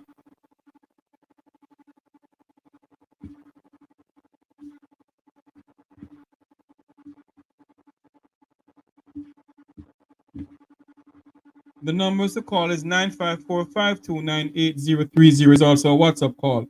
Good afternoon, call of us. Hello.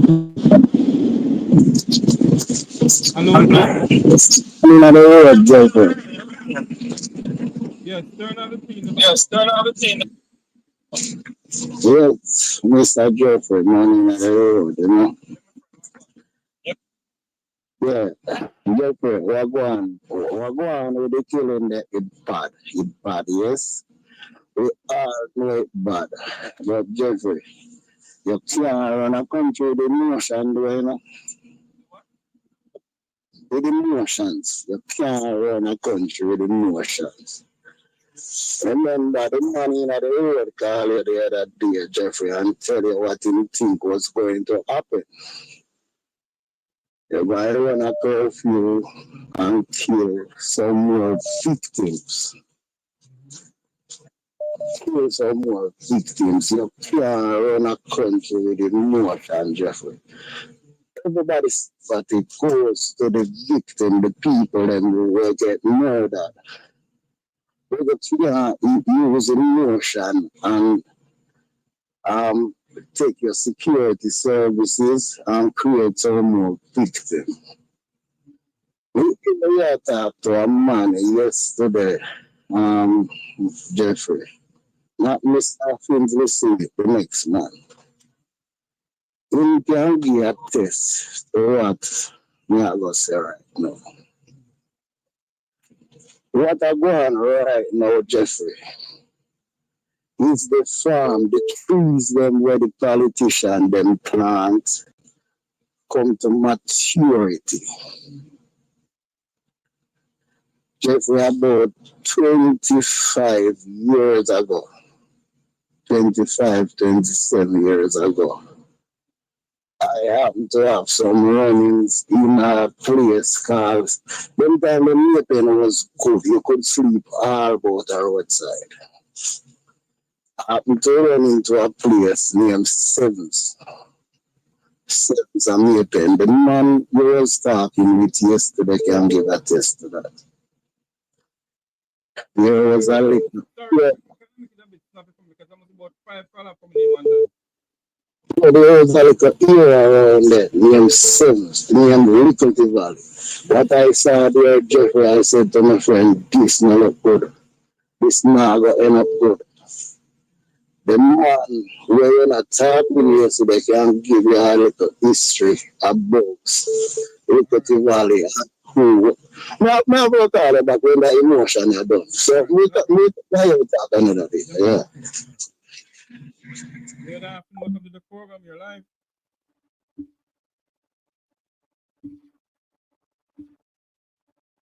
Okay, what's going on here? Uh-oh.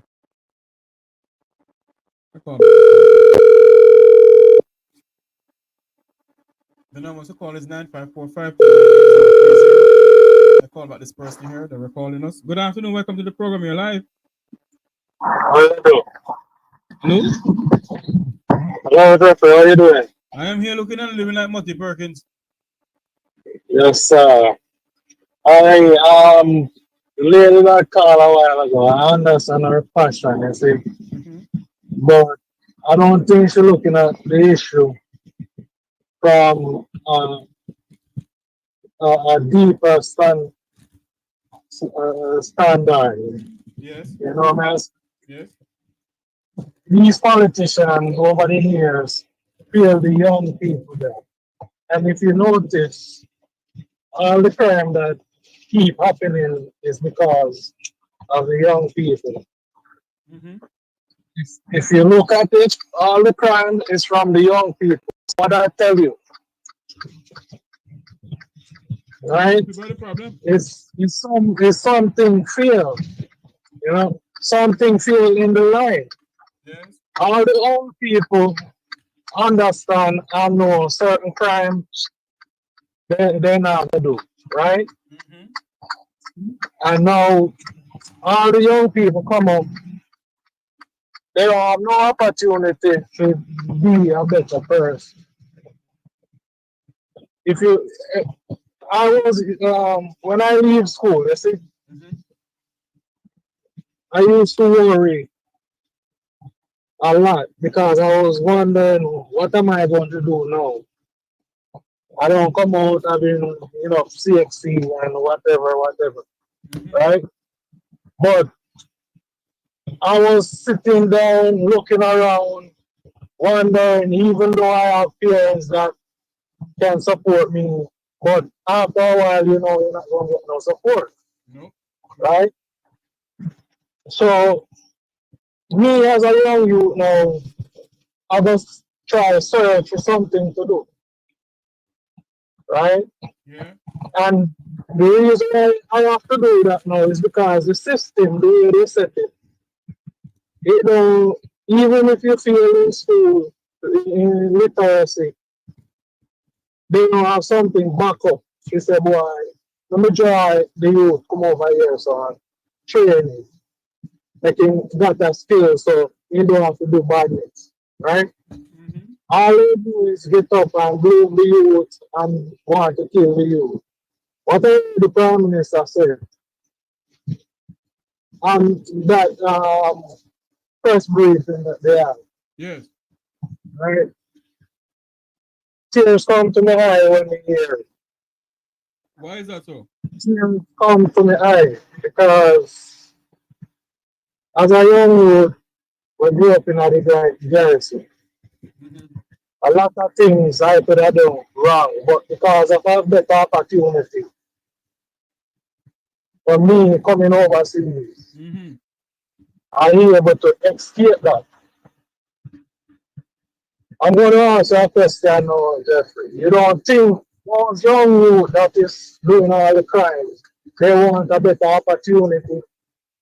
Yes, they do. Okay. So why, if every time they do a crime, no matter how small the crime is, they think about hanging them? If they even thief a goat, just try to sell it to feed their kids. Because a lot of them have kids and stuff where they never planned for, all kind of stuff, you know? And a lot of people don't look for them things there and say, boy, you know, say, they may be hungry, they may be have a kid. Let me find out what I go on with it. And give him money and make him go on and try to counsel him and say, hey, don't do that again. Come let me give you a way to go. You know what I say? Yeah. The older folks right now understand that they go through life and they never meet up in a certain thing, so they don't believe certain things are out there where kids can get themselves into, even if they don't want to. Right? There's things here that a lot of people can get themselves, a lot of kids can get themselves in trouble just by mistakenly. You know what I'm saying? Yeah, man. Understand. Thank you. I mean, I don't know. They gotta give the young people a little upliftment, man.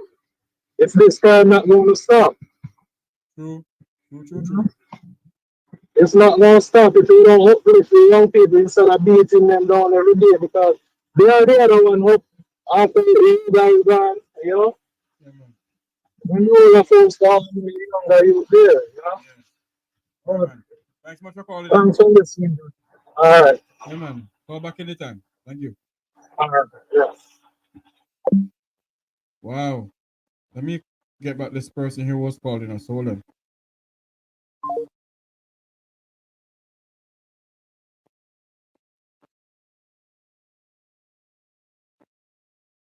One moment here, please. We're gonna end the program soon, but there was a call was coming. We're gonna get back the person on the phone.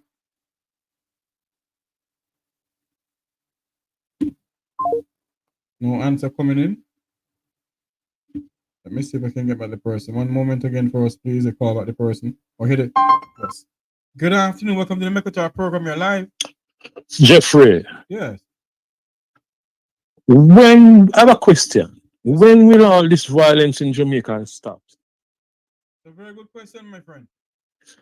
Because this incident happened in Clarendon. And so far, it's just more violence on top of violence. Because even this morning you hear that 3 men was gunned down by police because they were trying to break into a store in St. Thomas. So everywhere you turn, just pure violence. Well, I'm really concerned with the Prime Minister. You know, they must either go before a judge or face their makers. I wonder if the Prime Minister listened to himself. Why is it? Bro, it's not the first time we have this sort of incident in Jamaica, you know. It's 8 in Clarendon, but remember the police killed 5 in Portmore. And prior to that, them killed 5 in Pembroke Hall in the 1970s. We have gone through this before, you know. We have gone through this before. And the sort of leadership the Jamaican people need right now. We need leaders who are going to promote non-violence. We need to get to that stage. And I don't think we're going to get to that stage if you have a prime minister. His first response to an incident like this is verbal violence. You get what I'm saying, brethren? And you know, let me say something here. Because I came out swinging in support of him. But when I listened to you a while ago, and I was listening to Headboy earlier on, and I'm sorry that Headboy has to leave. And I said I'm in support of the PM because it is wickedness for you to gun down so much people, and then you gonna go in front of a judge, and the judge will say, so I sentence you to how many life in prison for life. And the victims are out here crying because their loved one gone. And you're inside here yamming my hard-earned taxpayers' money. You know? Brother man. Go ahead, my brother. One teach, one, you know. I mean, you teach me and I teach you. Go ahead. Currently, we have a case in the courts involving the killing of Mr. Clark up in Kirkland Heights. Right. We have members of the security force before the court. Okay? What I'm saying is we need a sort of leadership that will help the Jamaican people to get through the trauma of violence. And this violence is not since the GLP in office or whatever. This is a historical problem we face. A very historical problem we face. And we need a leadership that is going to bring a new approach. It can't be about hanging and shooting and whatever. It can't be about that. You know, because I remember, you know, as the previous caller said, these are all youths. So if youths are getting involved in this sort of activity, then what you need to be looking at is the government policy. And you're correct, you know, because seriously look at the government policy. You know, you're correct. Because these youths, and many, not just the youths, but many Jamaicans, they don't feel themselves as part of the Jamaican society. They are alienated. Yes. And that comes about because the government policy, both PMP and GLP. And you're correct, you know, because look at it this way. If this government and other governments in the past, especially this government then, had said to I'm the not Chinese, hearing you so well, brother. You're not hearing me? Yeah, go ahead, I'm hearing you. Hear me now? Yes, I hear you now. Yes, I'm saying that if we in this country and the government per se, both past and present, especially this government, had said to the Chinese, build some factories in the country. The Chinese, they may not pay what you really want, but yet you get minimum wage, and you open a factory and pay the people them. Factories across the country, and pay the people them. And if the young people that don't want to work now, then they can't blame government because factories are there. No, I would not agree with that, my brother. Why? Because even if the government build factory, still going to deny the youth the right to unionization. Well, I remember Eddie Sierra come with a program over some sewing program, and it was a sweatshop. It was a sweatshop, you know. Government will say this and do that, but what about, you know, the people rights? What I'm saying, my brother, we need a change in the society, and the change is going to start with it must start with the political parties. We need. Let me say this to you, and I have to go. Let me say this to you.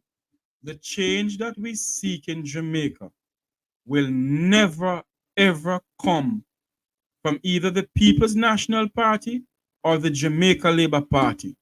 The change that we seek as Jamaicans has to come from us as a people. We must demand the change. We must seek the change that we seek, that we want. It will never come from the two political parties in Jamaica. I give you a minute to answer, then we have to wrap up. Thank you. I disagree.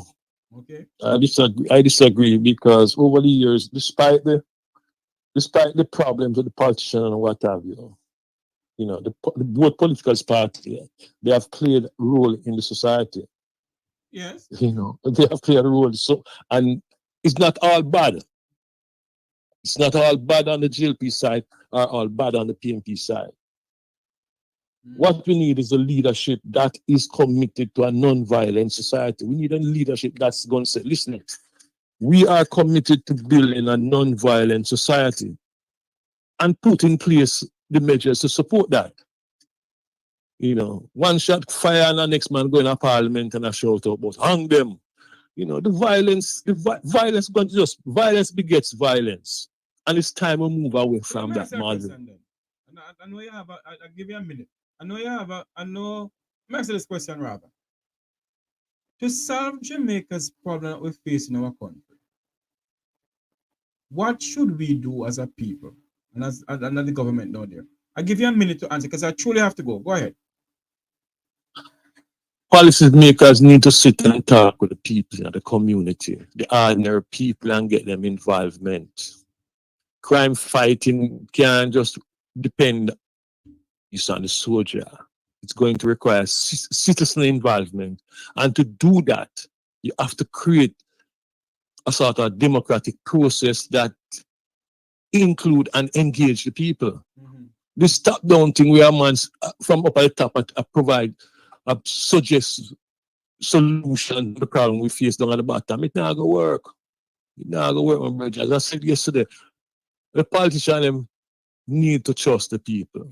Because I'm pretty much sure. Is this Waterhouse? I'm pretty much sure, Jeffrey. Yes. Folks in Clarendon knew of the incident before it happened. True. You understand me? Yes. So if they can know how come a well-organized intelligence operation couldn't pick that up. Yes, yes. Is this Sir Nita? It is I. I never know you at all, my friend. Thanks for Yeah, my brother. again. The non-violent, we need to push a non-violent part. It's going to be difficult in this darkness. Yes. But we have to push for a non-violent part. We have to reduce the violence in the Jamaican society. because violence begets violence. And if everybody blind, you know, the one eye man is the king of the kingdom. Yes. You understand what I'm saying? Yes, true. All right, my brother, I'm gone. Thank you very much for calling in again, Mr. Nita. Thank you so much. Thank you very much, bro. Bye. Man, cool. That's Mr. Nita from Waterhouse Vibes. So, you know, Waterhouse Vibes comes on a Sunday with Mr. Rattigan and others.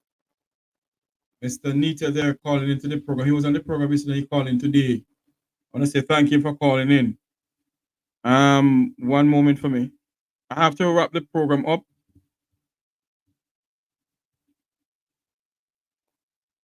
Yes, we gotta go. I want to say thank you all for calling in.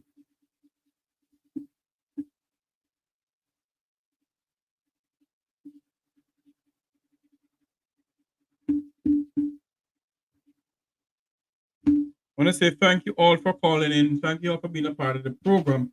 I may take one more call before I go. One more call before I go because I have to go. It is now 4 o'clock and I really have to go. I want to say thank you all very much for calling in. Thank you all for being a part of the program. Remember to like, share, and subscribe to this YouTube channel. Like, share, and subscribe to this YouTube channel. And remember, do not let your mouth write a check that you know where cannot cash. Until you hear my voice again, may God bless you. Hold on. Remember. Good afternoon. Welcome to the program. You're live. Mr. Jeffrey. Yes, ma'am. You know to say the church, the minister in Jamaica with all of this, you know, hear nobody come out and say nothing. You notice that? Hold on for me, darling. I must be honest with you. I think you was listening to the program from the beginning. They came out, man. The umbrella group of churches came out. The other group of churches came out. Al Miller came out. Other people came out and speak out against it. Oh, because I got it in the mid section of it. They came out. My apology. That's all right, darling. They came out. Okay, all right. Thanks much. Bye-bye. Remember to like, share, and subscribe to the Make We Talk Jeffrey Tavares YouTube channel. Until you hear my voice again, may God bless you. May God continue to bless our island home, Jamaica land we love. And remember, let us pray for one another. Let's continue to lift each other up and don't tear each other down. Let's not be a crab in a barrel. Let's continue to build up each other because we're here for one aim and one purpose. It's to see this country move forward, not backward. It's to build this country up, not tear this country down. Let's not tear down each other, but let's just build each other up. May God bless you, and may God bless our island home, Jamaica land we love. Have a great afternoon, everyone. Remember, coming up, it is going to be Context Matters with our good friend, Isaac Buchanan, the man of the moment, the man who stand up not only for Vive Cartel, but for other people within the prison walls of our country who don't have it. Isaac Buchanan stand up for them. And I must lift my hat to my good friend, Sir Isaac Buchanan. May God bless you, sir, and may God continue to guide you and protect you and your family. Members of this noble platform here, go over to Isaac Buchanan this afternoon and watch him. I think his special guest will be Sean Stam, I think, yes? His special guest will be Sean Stam Campbell. They will be on his program this afternoon. God bless you all, and may God bless our beautiful island home, Jamaica land we love. Good afternoon.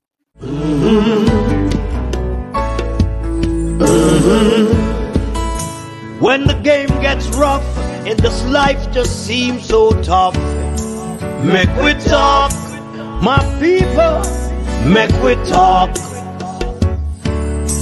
When this town becomes an ugly place, don't let it erase the smile from your face. Make we talk, people, make we talk.